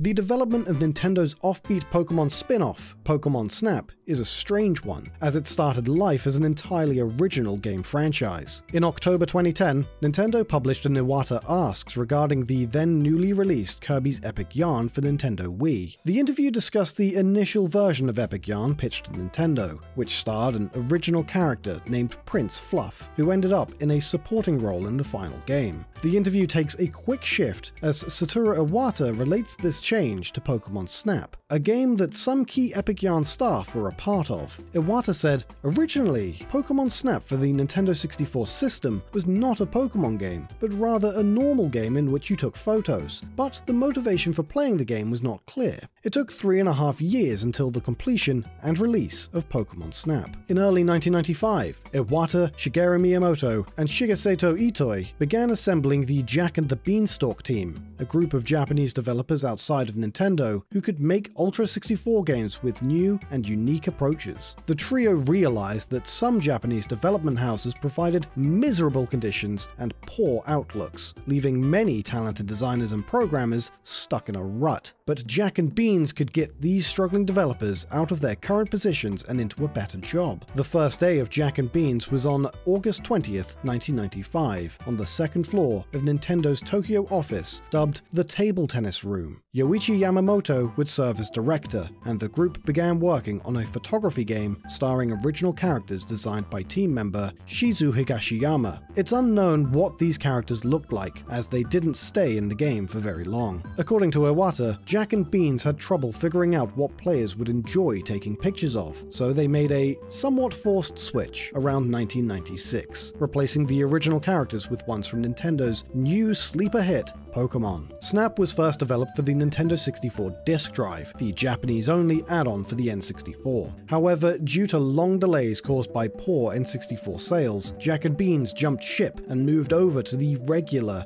N64. In addition, at least 2 stages would not make it into the final cut of the game: a safari level featuring the unused 64th Pokemon Ekans, and a haunted stage presumably featuring ghost Pokemon such as Ghastly, Haunter, and Gengar. The German edition of Pokemon Snap Official Strategy Guide gives us a small glimpse of what could have been, revealing concept art for both levels not seen in other guides. In 1999, Jack and Beans composer Ikuko Mimori released 2 unused tracks from the haunted stage, proving that the level got far enough to have music composed for it. The music you are hearing right now is one of those tracks, which Mimori curiously lists on her website as a tune for the boss of a stage that was cut for various reasons. Keep in mind that in the final release of Pokemon Snap, there are no proper bosses. As of the writing of this video, this is the only evidence we have that they were ever planned for Pokemon Snap. Shortly after finishing Donkey Kong Country 2 circa October 1995, the game's team at Rare split off into 2. Half started on the 3rd entry in the franchise starring Dixie and Kiddy Kong. The other began on a top-secret action RPG game planned as Rare's greatest SNES game, known as Project Dream, or Dream Land of Giants. The title was made by a 10-man group led by co-founder Tim Stamper. The game was kept secret during its early stages, but the known staff includes designer Greg Mayles, programmers Will Bryan, Paul Makachek, Chris Sutherland, artists Ed Bryan and Steve Mayles, writer Lee Loveday, and composers David Wise and Grant Kirkhope. Project Dream starred Edson, a misfit child in a fairy tale world entangled in a web of pirates in search of building a flying pirate ship. On his journey, Edson discovers Dinger, a snarky dog sidekick that helps the player dig out hidden items. The SNES version of Project Dream was a side-scrolling game that took influence from Japanese RPGs and LucasArts point-and-click adventure titles such as Monkey Island. However, realizing that the project was too ambitious, Rare decided to move Dream to the N64 after just a few months of work. In a June 2016 interview with official Xbox magazine, Chris Sutherland recalls the conversion process, saying, "Rare Rare's first approach was to create flat sprites which were pre-rendered, which looked fine as long as you were going in a straight line. But as soon as you went in 3D, it didn't work. Project Dream was more limited 3D, so it would tend to be viewed from above for, say, a troll race that you're running around in, or maybe you're falling down a cavern. But there were certain sections where you're moving sideways that were tricky because as soon as you started to tilt the camera around, the sprites started to all interweave with each other and didn't quite work. We realized that the right thing to do was to move to 3D. Although we had a lot fewer polygons, we could still imbue some character into the characters and the world, even though that left us with a much smaller polygon count. It was still a lot of learning because we didn't know how to do cameras. It's fine when you've got a 2D camera, we knew what we were doing there as we'd just done a whole series of games with it, but 3D was a whole new world for us. Project Dream was now on the N64. The game took a top-down route rather than isometric, and the fairy tale setting was replaced with more pirates. According to Greg Mayles, this was done to make it less childish and give the game a broader appeal. Sadly, the ambitiousness of the title came with some problems. Project Dream used an elaborate floor system that stretched the polygons into previously impossible landscapes. However, due to the N64's hardware limitations, the system struggled to run at an acceptable frame rate. In addition, work on the recently started Conker's Bad Fur Day, then known as 12 Tales Conker 64, made Rare realize that the tried and true Mario 64 route was the way to go. RPGs were not the answer. Despite multiple playable prototypes getting made with over 100 tracks composed for them, Project Dream was being redone from the ground up. The first step was to remove the character of Edson, as Tim Stamper believed he was just too generic. At first, the team used a rabbit character that ran on 2 feet. This concept only lasted for a few days before being scrapped. Greg Mayles recalls the rabbit looking like a man in a suit. Another character, a big skater-inspired bear with a magic backpack designed by Tim Stamper, was met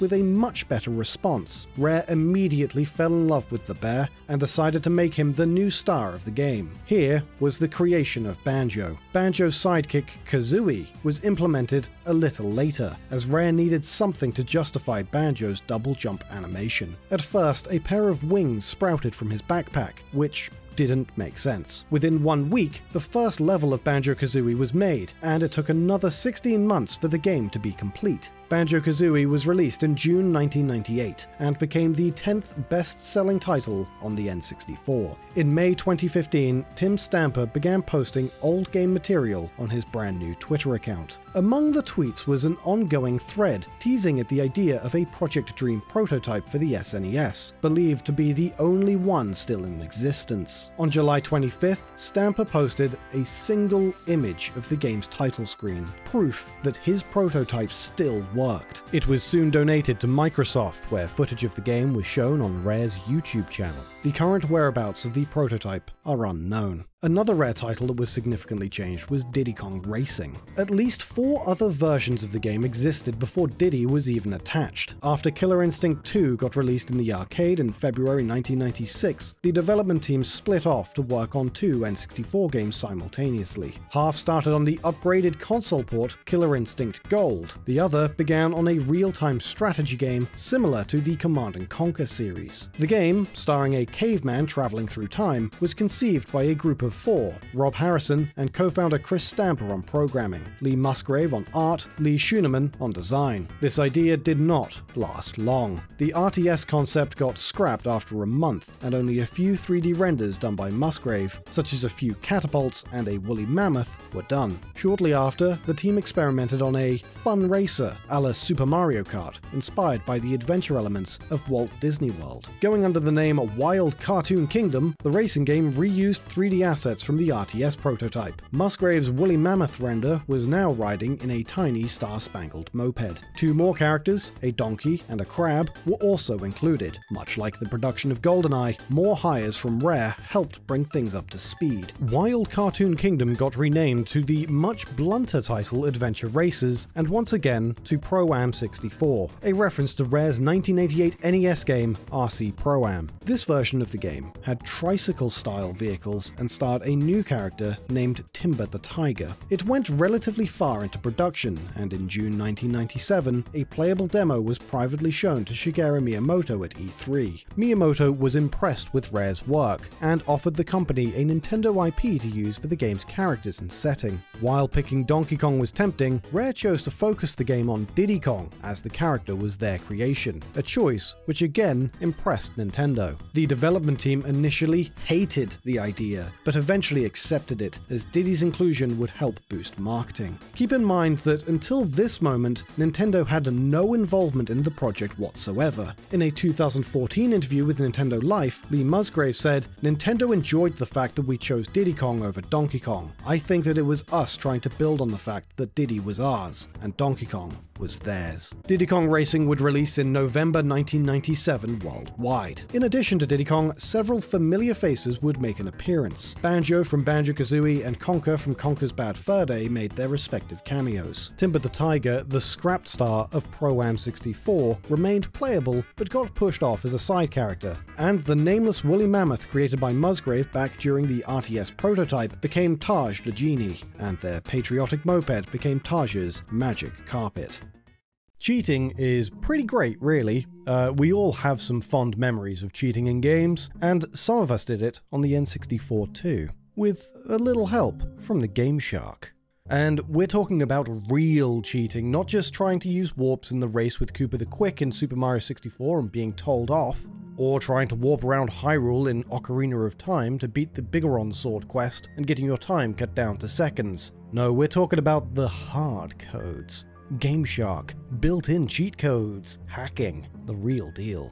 The kind of cheats that make you feel like a genius, until ultimately you realize the only thing you were cheating was yourself.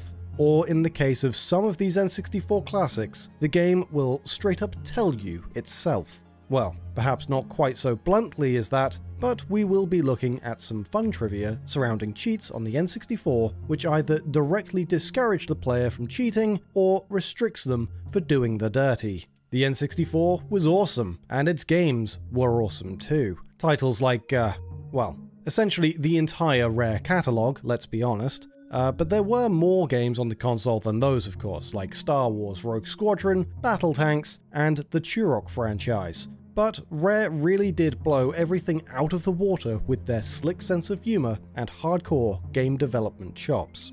We'll start off with one punishment for cheating that was particularly harsh, with some consequences being quite permanent. Donkey Kong 64 was an incredible game when it was released, bringing the collectathon subgenre to its logical conclusion. But just because a game is good doesn't mean people won't want to cheat in it. This seems particularly true with platformer games, where young hands may not be able to dexterously perform acrobatics like an ape in the trees. One way you might make progress in such a situation is to remove one of the challenges that prevents progress, like the entire health system. By giving yourself infinite health, you'd think that it'd be smooth sailing to get to the end of DK's adventure, but let us assure you, this is not the case. If playing the game with the assistance of a Game Shark device to enable infinite health, everything will be fine until the player attempts to reload the game without the cheat enabled. If this is done, then the player will find themselves in for a world of chaos. The entire game may become corrupted, so while it might continue to boot and play, it will not be a fun experience. Characters may fly around the screen, vigorously vibrating on the spot, arms gesticulating in all manner of disturbing ways. This is the lightest of the problems, however, as the game autosaves regularly, which is a bigger problem than it may initially seem. Many players have reported that these glitchy effects only exist in the save file currently being used, but become permanent as soon as the game is saved. And with the game autosaving practically every minute, this is a surefire way to ruin a save file.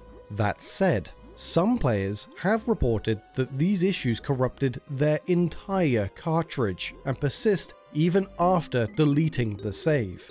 If this is true, it means that the entire cartridge is practically unsalvageable, especially when other glitches that result from using the cheat are dying in a single hit or being completely unable to pick up items, rendering the game an unplayable mess. We actually think that this was not an intended result of punishing cheaters from Rare, but rather a result of the cheat device screwing with the game's code just a bit too much, and then the autosave feature making the results permanent. But we suppose only the game's programmers will know for certain. Something that Rare very much did intend for, however, was the mature nature of one of their other titles, Conker's Bad Fur Day. If a developer wants you to know that they don't approve of your cheating habits, they don't need to brick your game to do so. They can just tell you directly. For example, there is a full cheat code entry screen within Conker's Bad Fur Day, but that isn't to say the team wants you to use it to its fullest. They will in fact tell you they don't want you to. Sometimes when the player enters this menu, the imp that makes quips as you type will make fun of you, saying, "You cheated bastard!" Using cheats is one thing, but making a mistake is another. If an incorrect code is entered, the player will be told that somebody must have given them the wrong cheat code. Somebody told you the wrong cheat! But if the wrong code is entered for a second time, then the demon will take a more aggressive approach and say, "Didn't work first time, ain't gonna work second time, dipshit!" We're pretty sure calling players a dipshit qualifies as a punishment, so there it is. Rare would often acknowledge their players' choice to cheat, and with that, would try to discourage the behavior so their games could be enjoyed as intended. Though obviously, with Rare having implemented the cheats in the first place, GameShark notwithstanding, it wasn't as though the team never wanted anybody using cheats. It's just they don't want people fronting for doing so. In games like Goldeneye 007, cheats had to be unlocked by performing well in a level, but the game would also restrict progress if the player made use of cheats in the campaign, as if the player completes a level while a cheat is active, neither additional cheats nor the next level will unlock. However, as an odd side effect of this broadly implemented restriction, this included cheats which would actually make the game harder. Despite giving themselves a handicap, using any cheat that made a level harder would still result in no reward. Perfect Dark, on the other hand, while having the same requirements to unlock cheats, was a bit more direct in telling the player they aren't all that. When completing a mission with cheats enabled, the player's mission status and agent status will display cheated and dishonored respectively, as opposed to complete and active if the player finished a level legitimately. Speaking of first-person shooters, though we're going to move away from Rare, another game which also withheld rewards from players who used cheats was the second Turok entry. One of the most simple cheats a player can use in a chapter or stage-based game is the good old classic level skip cheat. This was a blessing in the age of impossibly difficult titles which had no means of retaining progress, but in Turok 2, using it would mean you weren't going to get to see the true reward. The game's best ending. Turok 2 had two different endings depending on the player's performance towards the end of the game, but if they had used cheats at any stage to get here, they won't be able to see the best ending of the game, only the bad ending. Turok 3 also had an anti-cheat measure, but took a bit of a different approach. If players used cheats, they would actually have an additional message at the end of its credits sequence. After the final cutscene of the game that is revealed post-credits, text will appear which reads, "You finished, but you cheated." Activating cheats can sometimes have consequences as a result of exactly what you ask for. Battle Tanks is a game which entails exactly what you might expect. You are battling, and you are a tanks. The title has a number of cheats for the player to take advantage of, such as the most universal cheat of all time, infinite health. However, if the player makes use of this cheat, they may find themselves in a situation that the developers might have just never considered, or if they did, it's a pretty devilish way of punishing the player. The campaign mode of the game cannot be completed if the player has infinite health, as they will find themselves enjoying the pleasures of a bonus stage at some point, which involves surviving for as long as possible while destroying as many enemy tanks as you can before you yourself are destroyed. So as you might have guessed, because the player has infinite health, they will of course never be destroyed. As the player is unable to turn cheats off mid-game, there is no way of getting past any bonus stages while the cheat is active, meaning that in this case, a simple cheat will softlock the whole game. Do you remember the beginning of the video where we said we wouldn't be talking about simple shortcut style cheats? Well, I lied. Rogue Squadron doesn't punish the player for using cheat codes, but if you take a shortcut which is clearly visible on a map, that is unacceptable behavior. It deserves criticism, in fact, which is exactly what the game does. During the Beggar's Canyon race, the announcer will notice if the player takes a sneaky shortcut across the course, and will state that someone's cheating out there, we're gonna have to start this race over. The number one rule of cheating in a game, of course, is that if nobody sees you do it, nobody has to know. If the player attempts to make this quick skip in a more stealthy fashion, sticking low to the third dune as you pass over and being as quick as you can be, the game will not restart the race. Perhaps the announcer just didn't spot the faux pas. So this is one case where cheating well actually makes a difference. Going back to Rare, because Rare apparently made 80% of all noteworthy N64 games, it seems, and one of their most popular franchises of all time, Banjo-Kazooie, has perhaps the most definitely intended, fully divulged, and harshest anti-cheat punishments in this video. In the game's original release on the N64, if 3 or more secret codes are used to unlock levels at Treasure Trove Cove, Grunty will be most perturbed and will erase the player's entire save file. Bottles does warn the player ahead of time that this would happen, however, but even then, it seems a bit much. This mechanic in the game is known as Grunty's Code Vengeance, and will only work with codes not given to the player in-game, like the ones to provide infinite power-ups, remove objects, transform the player, etc, etc. In the Xbox Live Arcade release of the game, this mechanic wound up being disabled, but that doesn't mean that there is no punishment for the crime at all. Instead of deleting the player's save after 3 codes are entered, the game will just disable the player from saving the game after even just 1 code has been entered, as well as disabling achievements and leaderboards. There's a similar reaction to entering codes in the Xbox version of Banjo-Tooie as well, which had no punishment in the original Nintendo 64 release, though this makes sense as most modern titles will disable features like achievements if the player uses cheats.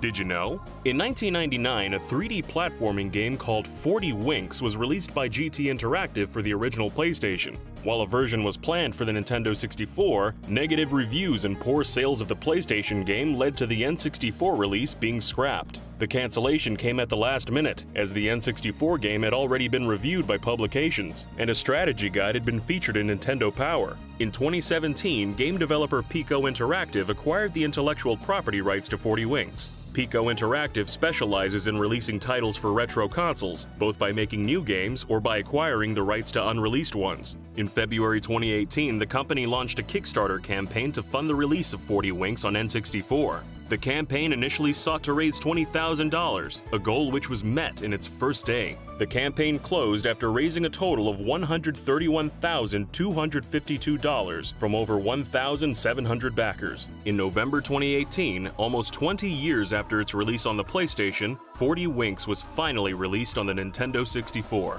Besides cancelled games, the N64 had many games that were censored, including Nintendo's own games. Cruisin' USA was originally released in arcades and later came out on the N64, with both versions being published by Nintendo. This was unusual, as the arcade version was far from family-friendly, resulting in the N64 game being censored. One difference between the two versions is the Trophy Girl, who wears more clothes in the N64 release. Interestingly, this Trophy Girl is actually adult film star Shyla Fox, who's credited in the game as Anutsa Hurling. The game's gear shift was reworked in the N64 build too. The arcade version called it the XL Power Shaft, which may have been too raunchy for a home release, so it was renamed the XL Power for the N64. Some of the arcade version's courses have animals walking across the streets, such as deer and cows. Whenever the player hits them, they explode into bloody pieces and slow the player's car down. These animals were removed from the N64 version entirely. During the final race through Washington, the player drives through a tunnel pasted with money. In the arcade release, players can see what appears to be Hillary Clinton's face on the bills, smoking a cigar. This seemed to be too much for the N64, where the faces were switched for a more inconspicuous Benjamin Franklin. In the arcade version, former US President Bill Clinton appears in a whirlpool with half-naked women waiting for the player to join in. The N64 version instead shows the player's car on a pedestal. One of the most heavily censored games on the system was Duke Nukem 64. This title, which is a port of Duke Nukem 3D, had many alterations. The game's PC version is littered with babes who were captured by aliens and could be freed by the player. In the PC game, pushing the action button makes them moan, "Kill me." The player can fulfill their wish, resulting in the babes exploding. The babes are still in the N64 version, but they have a more modest look and can't be killed. Interacting with them on N64 just prompts the message, "Babe saved." Alcoholic beverages were also replaced in the N64 game with more kid-friendly drinks such as cola. The mention of steroids was also swapped out for vitamin X in an effort to remove all references to real-world drugs. Another game censored from its PC release is Battlezone, with the N64 game removing all blood effects. If the player kills a pilot in the PC version, part of their body flies through the air, but in the N64 version, only the explosion itself is shown. Another censored N64 game is Forsaken. The game's European version is censored to have no blood splatter effects whatsoever. Players mainly fight against mechanical enemies in the game, but there's several missions where humanoid looters attack the player. In the North American version, the bodies of human looters fly apart whenever they're destroyed. There's even splatter sound effects when their bodies tear apart. However, this is all removed from the EU versions of the game. Another N64 game censored in Europe was Daikatana. Whenever an organic enemy is attacked in the North American release, purple blood is splattered around. However, the EU version shows sparks flying out of the enemies. The player also meets civilians and prisoners throughout the game. These NPCs can be killed in the North American game, but they're invulnerable in all European releases.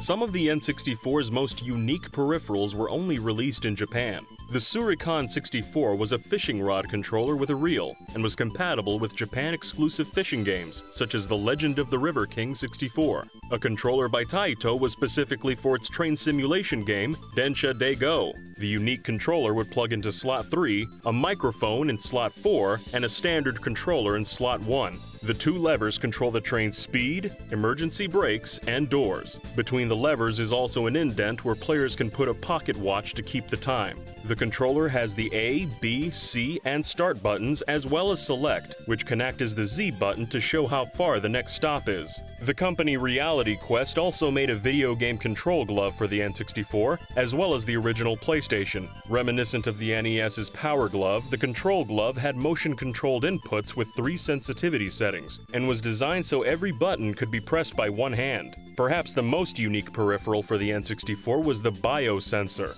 Created by Sega, the biosensor plugged into the controller and had an earpiece that clipped onto the player's ear. From there, the biosensor could monitor the player's heart rate. The biosensor was compatible with a single game, Tetris 64, which released only in Japan. The title included a special mode known as Bio Tetris, where the tetraminos would fall faster or slower depending on the player's heart rate. In addition to the biosensor, Sega also made an arcade cabinet based on the N64 hardware known as the ALEC 64. The device was first made in 1998 and discontinued in 2003, but was never available outside Japan. The ALEC 64 failed to find much success, as only 11 games are known to be made for it. This included the soccer game 11-Beat World Tournament, the platformer Tower and Shaft, the shoot-'em-up Star Soldier Vanishing Earth, Magical Tetris Challenge featuring Mickey Mouse, multiple Mahjong games, and an erotic action puzzler called Vivid Dolls. The N64 also had some unique add-ons. A company called EMS Production released an add-on called the GB Hunter that could play Game Boy games on the N64. The GB Hunter came with a built-in cheat device and let players add color palettes to their Game Boy games. The peripheral needed an actual N64 cartridge plugged into it, otherwise the system couldn't boot the game. The GB Hunter also couldn't emulate any of the sound from the games it played, and would play its own piece of music on an endless loop. Another device known as the TriStar 64 was released by a Hong Kong company called Future Laboratory. The device allowed NES and Super Nintendo cartridges to be plugged into the N64, making the system backwards compatible with the NES and SNES. The TriStar 64 also included built-in cheat software, as well as a save editor. The N64 was home to many unlicensed cheating devices, the most popular of which was the Game Shark. An expanded version of the Game Shark, known as the Shark Wire, featured internet connectivity. The device plugged directly into the N64's cartridge slot and had ports for a keyboard and telephone cable. With a paid subscription, players could access the Shark Wire website to download cheat codes and transfer save data through their N64. The site also had articles on a variety of media topics and an email service. Shark Wire was geared towards children aged 7 to 14, and there were plans for unrestricted web browsing and online multiplayer in the future. However, the service ran for just 3 years before it was discontinued in 2003. One type of third-party accessory that became important to many N64 fans was the backup unit, such as the CD64. This was an add-on that could save and run custom mode, as well as modify save data and emulate games. Although the most common use of these devices was to play pirated games, they became popular as a tool for developing homebrew games. Though the homebrew community on the N64 isn't as big as some other platforms, several complete and unique games have been made, such as ports of Flappy Bird and the Pyoro minigame from WarioWare. One of the most fleshed-out homebrew games for the system is an Arkanoid clone called Dexanoid, which includes 50 different levels. In June 1998, Nintendo announced a 10-year deal with LodgeNet, an American company who supplied services like on-demand movies and high-speed internet to hotels. As part of the agreement, LodgeNet would install Nintendo 64s in thousands of hotel rooms across North America, allowing guests to play a selection of first-party Nintendo games for $6.95 per hour. The LodgeNet systems came with a unique N64 controller with several extra buttons to navigate the LodgeNet menus, and the controller itself could be used as a TV remote. These LodgeNet controllers weren't compatible with normal N64 consoles, but because most were only gently used while in service, the controllers have become popular items with collectors as a reliable source of replacement parts. The Nintendo 64's unique three-pronged controller allowed for several grip types. The most used grips were to use the middle and right prong or the left and right prong, but there are a few less used methods of holding the controller. Holding the left prong in the left hand and the middle prong in the right hand was used for a small handful of games such as Turok Dinosaur Hunter, which used this style as an optional left-handed control layout, and Pokemon Stadium, which used it for the Ekans' Hoop Hurl minigame. There was also a fourth controller grip method supported by some N64 games, which had players using the middle prong on two controllers at once. Because each controller had one analog stick, using two controllers allowed a game to emulate dual-stick shooting, making this grip popular in several first-person shooter games. It also appeared in Star Wars Episode I Racer, where the two sticks were used to control the twin engines of the player's pod racer in a similar style to what was shown in The Phantom Menace. Nuts and Bolts wasn't the first game in the series that had a difficult development process. The story of the first Banjo-Kazooie game's development is just as interesting, starting life as an isometric adventure game for the Super Nintendo, codenamed Project Dream. Inspired by the likes of the Zelda series and LucasArts point-and-click games, Dream was going to be Rare's magnum opus on the system, with ACM graphics going beyond that of Donkey Kong Country. Taking place in a fantastical world, the game stars a boy named Edison and his dog Dinger. The two embark on an adventure and get tangled up with a group of pirates led by the infamous Captain Blackeye, who had a dog of his own named Ripper. This build of the game was only worked on for a few months before development shifted to the recently released N64, and the game changed drastically after the move to new hardware. It received a more mature tone to reach a wider audience, with the pirate motif gradually replacing the fairy tale themes, and it wasn't long before Edison himself fell out of favor with the team as well. As designer Greg Mayles put it, Edison over this time kind of started to lose his relevance. The world was changing around him and we still had this young guy with a wooden sword. We started exploring alternatives to a boy. Originally starting off with a rabbit, to which Greg thought was a bad idea, they soon settled on the design of a humanoid bear with a backpack to store his equipment. This character would go through a few iterations before becoming the Banjo we know today. Development on Dream continued for another 16 months, in which time Rare realized that the title was becoming too ambitious for the small team to handle. The game was mostly scrapped, save for Banjo, as the the team grew fond of him. It was then decided to reimagine the game completely, centering it around the new protagonist. The game took on the form of a 2.5D platformer, following the formula of Rare's Donkey Kong Country games, and the game's title changed from Dream to Kazoo. A snapshot of this build even showed up in the final product, previously thought to have been from a scrapped level called Fungus Forest. When experimenting with Banjo's character design, the team thought of giving him a skateboarder look, and even made some of his animations reflect the aesthetic, but these didn't stick for long. This build would have also used balls as power-ups and had a fruit-based system which featured 5 different fruit houses, integral to solving jigsaw puzzles. Kazooie didn't exist at this point, but her creation stemmed from the idea of giving Banjo a double jump. The team wanted a double jump that could believably be done anywhere, giving players more flexibility. They had the idea of wings sprouting out of Banjo's backpack, which soon led to a set of legs for traversing areas, and eventually a full character who lived in the backpack itself. The game then became known as Banjo-Kazooie, but Kazoo gave the team trademark issues, so adding an IE to the name, it became Banjo-Kazooie. It was at this point that the team got a true sense of direction for their game. After being inspired by an early build of Super Mario 64, Rare changed direction one last time and redesigned Banjo-Kazooie to be more in line with what Mario was doing. And within 1 week of scrapping the old game, an entire level of the new game went from concept to completion. That level being Mumbo's Mountain, the first stage in the final release of Banjo-Kazooie, and in another 16 months, the game was done.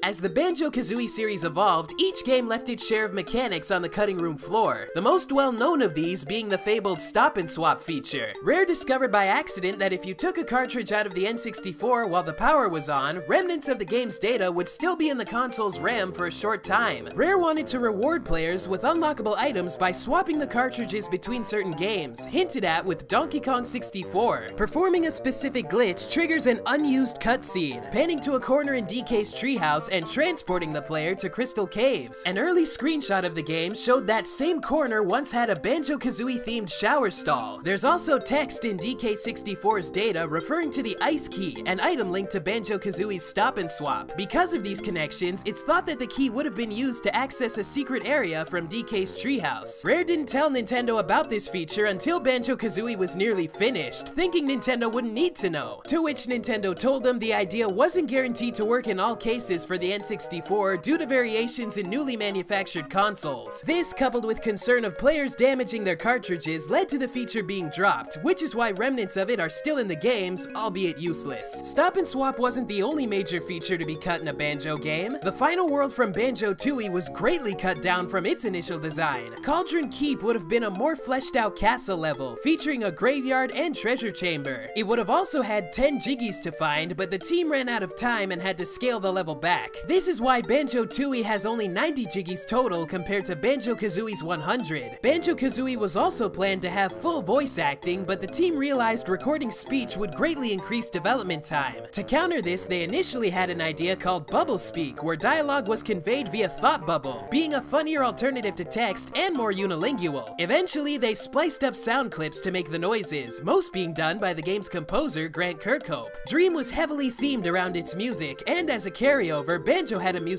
motif as well. Characters were even going to sing to introduce themselves in the game's opening, but that idea was dropped. This intro was also originally done in motion capture, but it was decided animating it by hand would make a better product. The little shimmy Banjo did was kept in though, as the team liked it. While the main characters were named after musical instruments, several other names came from members of the team simply messing around with each other. The name of Banjo-Tooie's boss Wu Fak Fak is a reference to a Rare programmer who, according to colleagues, would swear when he was having programming issues, and when overcoming a problem would exclaim, "Woo!" Banjo's goldfish Royston got his name from one of the game's artists who had that as a middle name, so they put it in the game out of pity, and at his expense. Royston's also made surprise appearances in other Rare games such as Ghoulies and Viva Pinata. Even Banjo-Kazooie's spiritual successor, Yooka-Laylee, has a nod to the fish in the character Dr. Puzz, both of which were designed by Ed Bryan.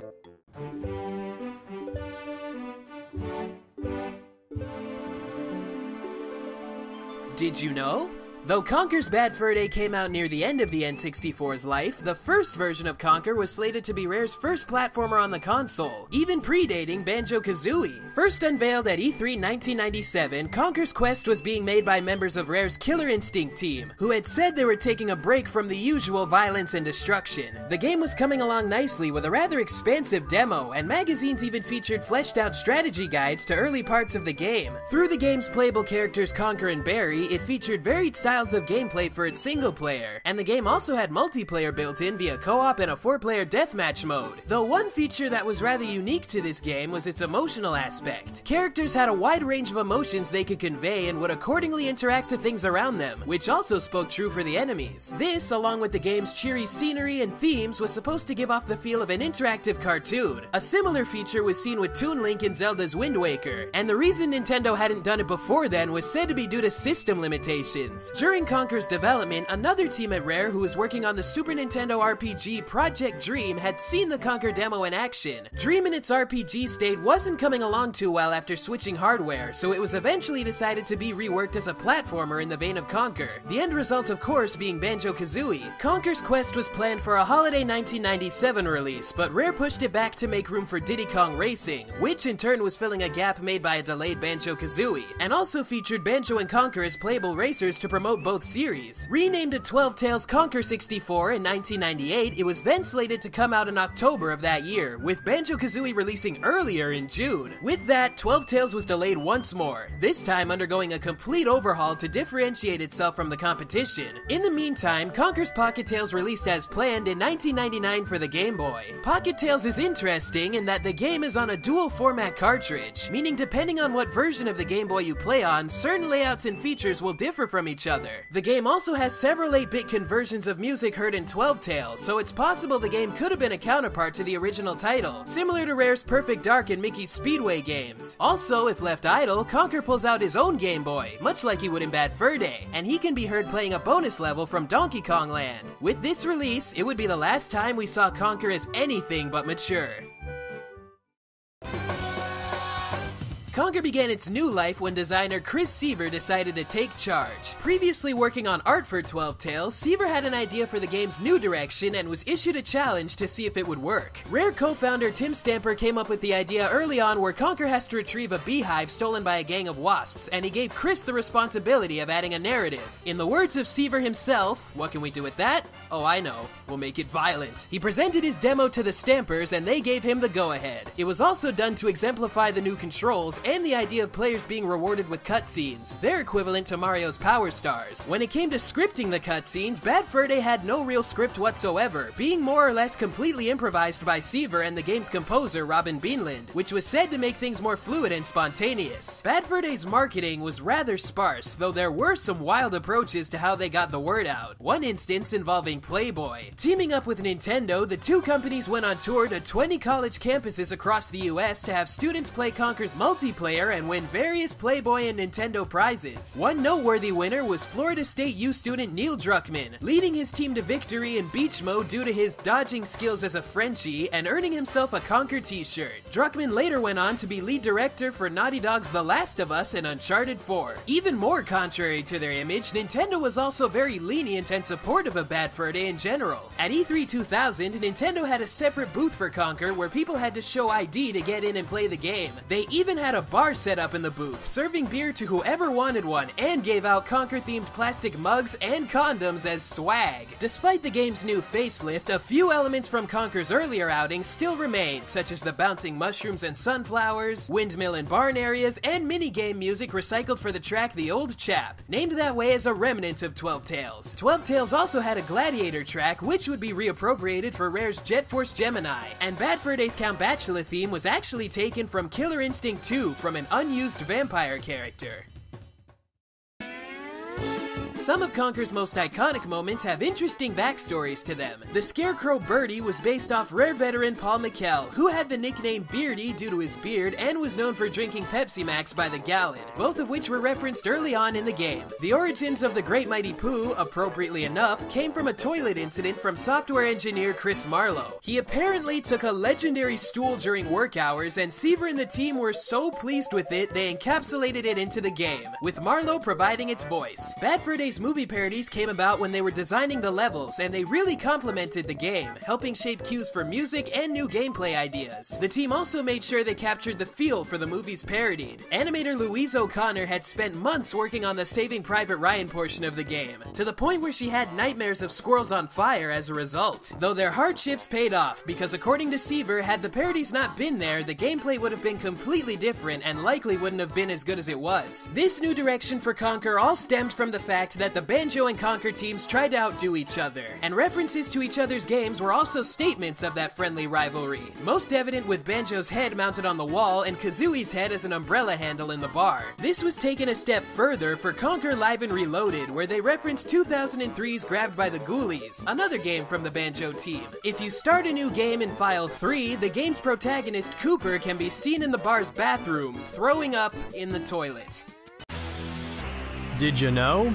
Goldeneye was originally going to be a 2D side-scroller for the Super Nintendo. Rare had recently made Donkey Kong Country and felt that the easiest way to make Goldeneye a hit would be to make it similar to DKC. This idea was quickly pushed aside in favor of an on-rail shooter, like Sega's Virtua Cop, only for Nintendo's upcoming 64-bit console. A team of about 10 individuals were assembled to work on Goldeneye. 8 of these team members had never worked on a game before, but their inexperience proved to be an invaluable asset. Since they'd never developed a game, they weren't held back by the traditional game development standards and mentalities. The initial development process centered around creating this on-rails shooter. Features such as reloading your gun, penalties for killing innocents and civilians, and pressing the R trigger for a closer aim were added thanks to similar mechanics appearing in Virtua Cop. The team made an on-rails version of the gas plant level, but began to experiment with letting the player move around freely. As it turned out, the ability to move around the level instead of being stuck on a single track made the gameplay much better. The first year of GoldenEye's development was spent simply making a game engine and the basic assets needed to test it. The priority for the designers was to create interesting levels. Adding characters and objectives to the levels didn't come until later. The team made a list of gadgets from the Bond films, then modeled them, then later tried to find levels where they could be used. GoldenEye developer Martin Hollis said, "The benefit of this sloppy, unplanned approach was that many of the levels in the game have a realistic and non-linear feel. This realism was partly due to some of the rooms in the game serving little to no purpose, just as some of the rooms in a real building would be empty or unimportant." The process of putting levels together with missions and objectives was inspired by Super Mario 64. The difference was that GoldenEye's objectives were strung together to be completed in a single playthrough, rather than having to restart the level after completing each objective. A lot of GoldenEye's development actually happened before Rare even had a Nintendo 64 development kit. The engine initially ran on an SGI Onyx workstation, and the game was tested with a modified Sega Saturn controller. Once they had the proper dev kit and controller, the developers had the idea of reloading weapons by having the player unplug and reinsert the N64 rumble pack. This would have mirrored the action of reloading a magazine into a gun, but the idea was shot down by Nintendo. The level intros, where the camera moves into Bond's head to show his line of sight, and Bond's arm coming up on screen to check his watch, were both implemented to immerse the player and make them feel more like the real James Bond. Surprisingly, the multiplayer in GoldenEye was an afterthought and was put together during the last 6 weeks of the game's development. The higher-ups at Rare had no idea that the mode was in the game until the team presented it to them. The developers hadn't asked permission from Rare or Nintendo to implement the multiplayer mode, but simply went ahead with it anyway. What's even more surprising is that the game was almost never released. There was a 3-month period where Nintendo simply stopped funding the project. Nintendo felt that the game had too many bugs and didn't believe it would work out. Despite this, Rare had faith in the game and kept paying the team to work on it. GoldenEye was finally released in 1997 after 2.5 years of development. A racing version of the game was also in development for the Virtual Boy, but was canceled before release. 3 of the lead actors from previous James Bond movies were originally going to be playable in GoldenEye. Sean Connery, Roger Moore, and Timothy Dalton could all be used in multiplayer, but had to be cut from the game for legal reasons. This is likely due to the fact that the character models were representing real-world individuals, and Rare didn't have permission to use their likenesses. The characters can be seen on page 20 of the game's instruction booklet, and traces of them can still be found in the game. Using GameShark codes, their portraits can be put back into the game game's character select menu in multiplayer. Their portrait will replace Pierce Brosnan's, but Brosnan's character model will remain. There's also code in the game suggesting that the alternate bonds were playable in the game's Aztec and Egypt bonus missions. Screenshots from the beta of the game showed that the portraits were going to be used to represent the individual save slots. In the final game, however, they're all Brosnan. Although the bonds never made it into Goldeneye, they were referenced in Goldeneye's spiritual successor, Perfect Dark. The tuxedos for all 4 bonds can be accessed in the game's multiplayer mode.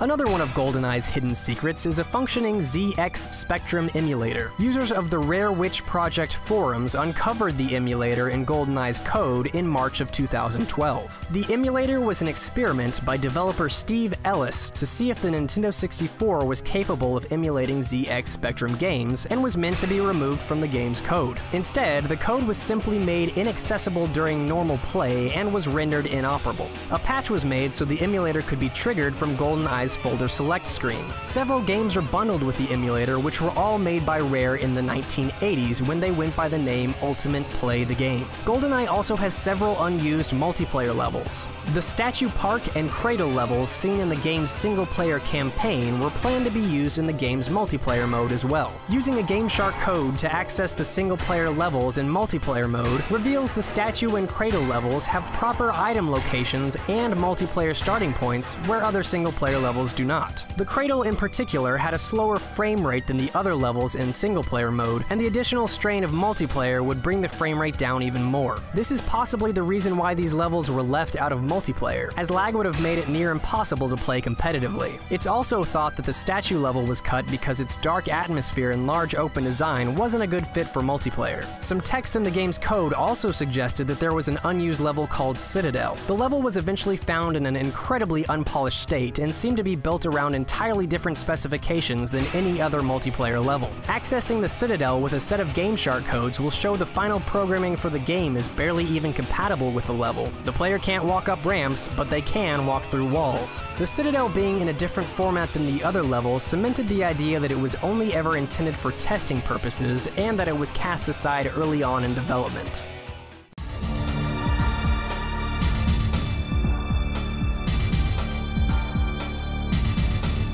Did you know? Next to the word dark in the game's logo is what appears to be a set of quotes which was inspired by Dakuten marks used in Japanese writing. The title Perfect Dark was also partly drawn from director Martin Hollis's affection for grammatically incorrect English in Japanese media. The odd grammar was also a product of randomly attaching cool sounding words to each other in order to come up with a name. The team decided very early on that they wanted a female lead. While designing her, the team took inspiration from several sources. This included Ghost in the Shell, The X-Files, and the real-life historical figure Joan of Arc, or as she's called in French, Jeanne d'Arc. This served as the basis for Joanna Dark's name. During development, Nintendo asked Rare to hire an American voice actress for the role of Joanna. This didn't sit well with Rare. After a string of unsuccessful auditions, the role ultimately went to the game's composer, Eveline Novakovic. The job of providing motion capture for Joanna fell to designer Duncan Botwood, who was given a pair of high heels to wear during his performances. In an interview, Botwood reminisced, "That's not a good memory, and it wasn't a good result either." In order to get quality animations for Joanna, the team would try to elicit authentic reactions from Botwood. For example, if they needed an animation for getting shot in the shoulder, they would jab him in the shoulder with a stick. And if they needed an animation for Joanna being sent flying, they would tie a rope around Botwood's body and prepare to yank him backwards on the count of 3, but then pull him on the count of 1. There are other remnants of cut content still present in the game's code, including at least 3 planned levels that were never finished. There's an additional bonus mission called Retaking the Institute, a single-player version of the Skeeter Combat Simulator, and a level called Rooftop that was described as being not up to scratch. There are also 3 unused music tracks, an alternate version of the Death theme, a comedic musical jingle, and what seems to be an alternate version of the Deep Sea Nullify Threat track. This third track was actually used in an early trailer for the game. One of the game's more unique leftovers is a pair of usernames and passwords that can be unlocked which serve no purpose in the game whatsoever. 2 marketing websites, CarringtonInstitute.com and Datadyne.com, were set up before the game was released. The login information was intended to be used on these sites to access additional supplementary material, but this feature was never implemented.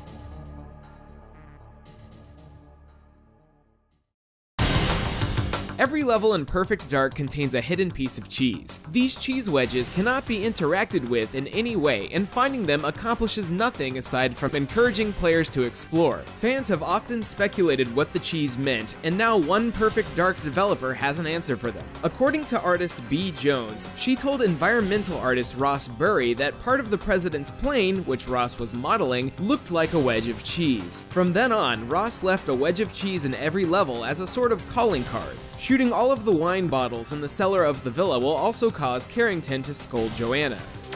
Act your age, Joanna. Hidden inside the safe at the end of the G5 building level is an award from the British Academy of Film and Television Arts. This is a tongue-in-cheek reference to the same award Rare had previously won for their work on Goldeneye. In the multiplayer mode, among the various selectable heads are the faces of Nintendo's Shigeru Miyamoto and Ken Lobb. Lobb is a Nintendo employee who worked closely with Rare during the development of Goldeneye. Another Goldeneye reference found in Perfect Dark's multiplayer are the 4 dinner jackets. The jackets are based on the suits worn by Sean Connery, Pierce Brosnan, Timothy Dalton, and Roger Moore during their portrayals of James Bond. Rare originally wanted to include the 4 as playable characters in GoldenEye's multiplayer, but weren't unable to because of licensing issues. Some of the secrets hidden in the game were placed there solely to confuse players. The Area 51 level hides a mysterious keyhole that serves no purpose. In the multiplayer level Warehouse, the player can reach a grate on the ceiling featuring a question mark design and an ammo crate that cannot be reached. During the opening cutscene, as the camera is sweeping over the city, a sign advertising Anal Land can be seen very briefly.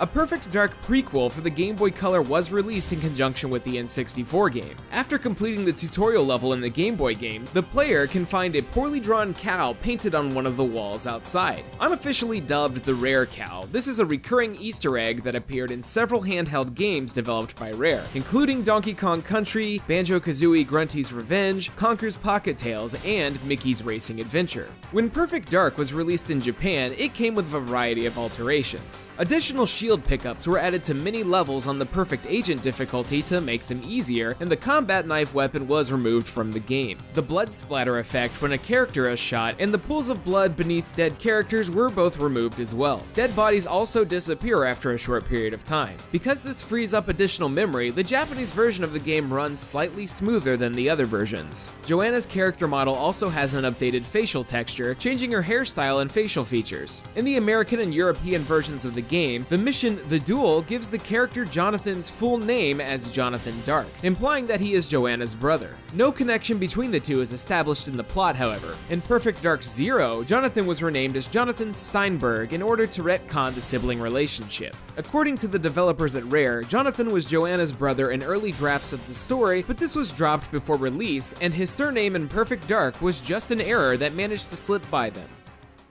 Today we'll be looking at an interesting take on the fighting genre, appearing on a console with a distinct shortage of exclusive fighting games, the Nintendo 64. The game we'll be covering is simply titled Rakuga Kids. Created in 1998 by Konami, Rakuga Kids is a straightforward fighting game that has the player take on the role of various children and the characters they've created. The game's title is a play on the word rakugaki, a Japanese term effectively meaning doodle. This is fitting, as the game's use of doodle-like artwork and childish character design plays into this theme. The game's story follows 6 children who discover some magical crayons in a cave. The kids decide to share the 8 crayons between themselves, but the remaining 2 crayons and their box are stolen by the local neighborhood bully. The kids discover that anything drawn with these crayons comes to life, so in order to get them back, they decide to draw their way to victory. These heroes include Andy and his drawing Astronauts, a spaceman who takes the role of the game's frontman, DDJ and Captain Cat Kid, a breakdancing cat that attacks its opponents with music, Nola and Marsa, a witch that wears a chicken hat and has the ability to jump huge distances, Jerry and Robot CHO, a bot who may be slow but is capable of dealing huge damage, Cleone and Bear Tank, a teddy bear with a tank turret and treads who is always tired, Roy and Cool's Roy, a cowboy who plays similarly to Astronauts, and also Val and Maimzo, a monster capable of morphing into various different forms like scissors, an iron, or a spoon. In a typical style of its time, the game makes use of flat characters on a 3D plane, not unlike Parappa the Rapper or Nintendo's Paper Mario. The title plays similarly to any other fighting game, with attacks and combos being performed with the directional and attack buttons. Each fighter is capable of double jumping, and there are 3 punch buttons and 3 kick buttons, alongside a taunt and a button used to perform magic attacks. These magic attacks allow the player to perform 3 different strong moves after their super bar fills at the bottom of the screen.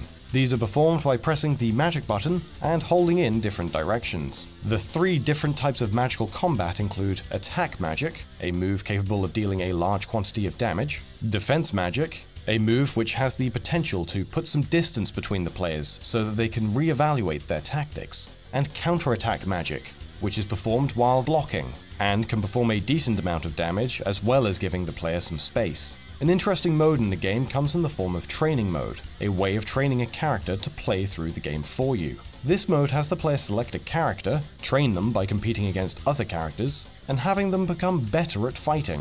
The game is programmed to learn your playstyle, allowing you to set your character to automatically work through the game's story mode without your input.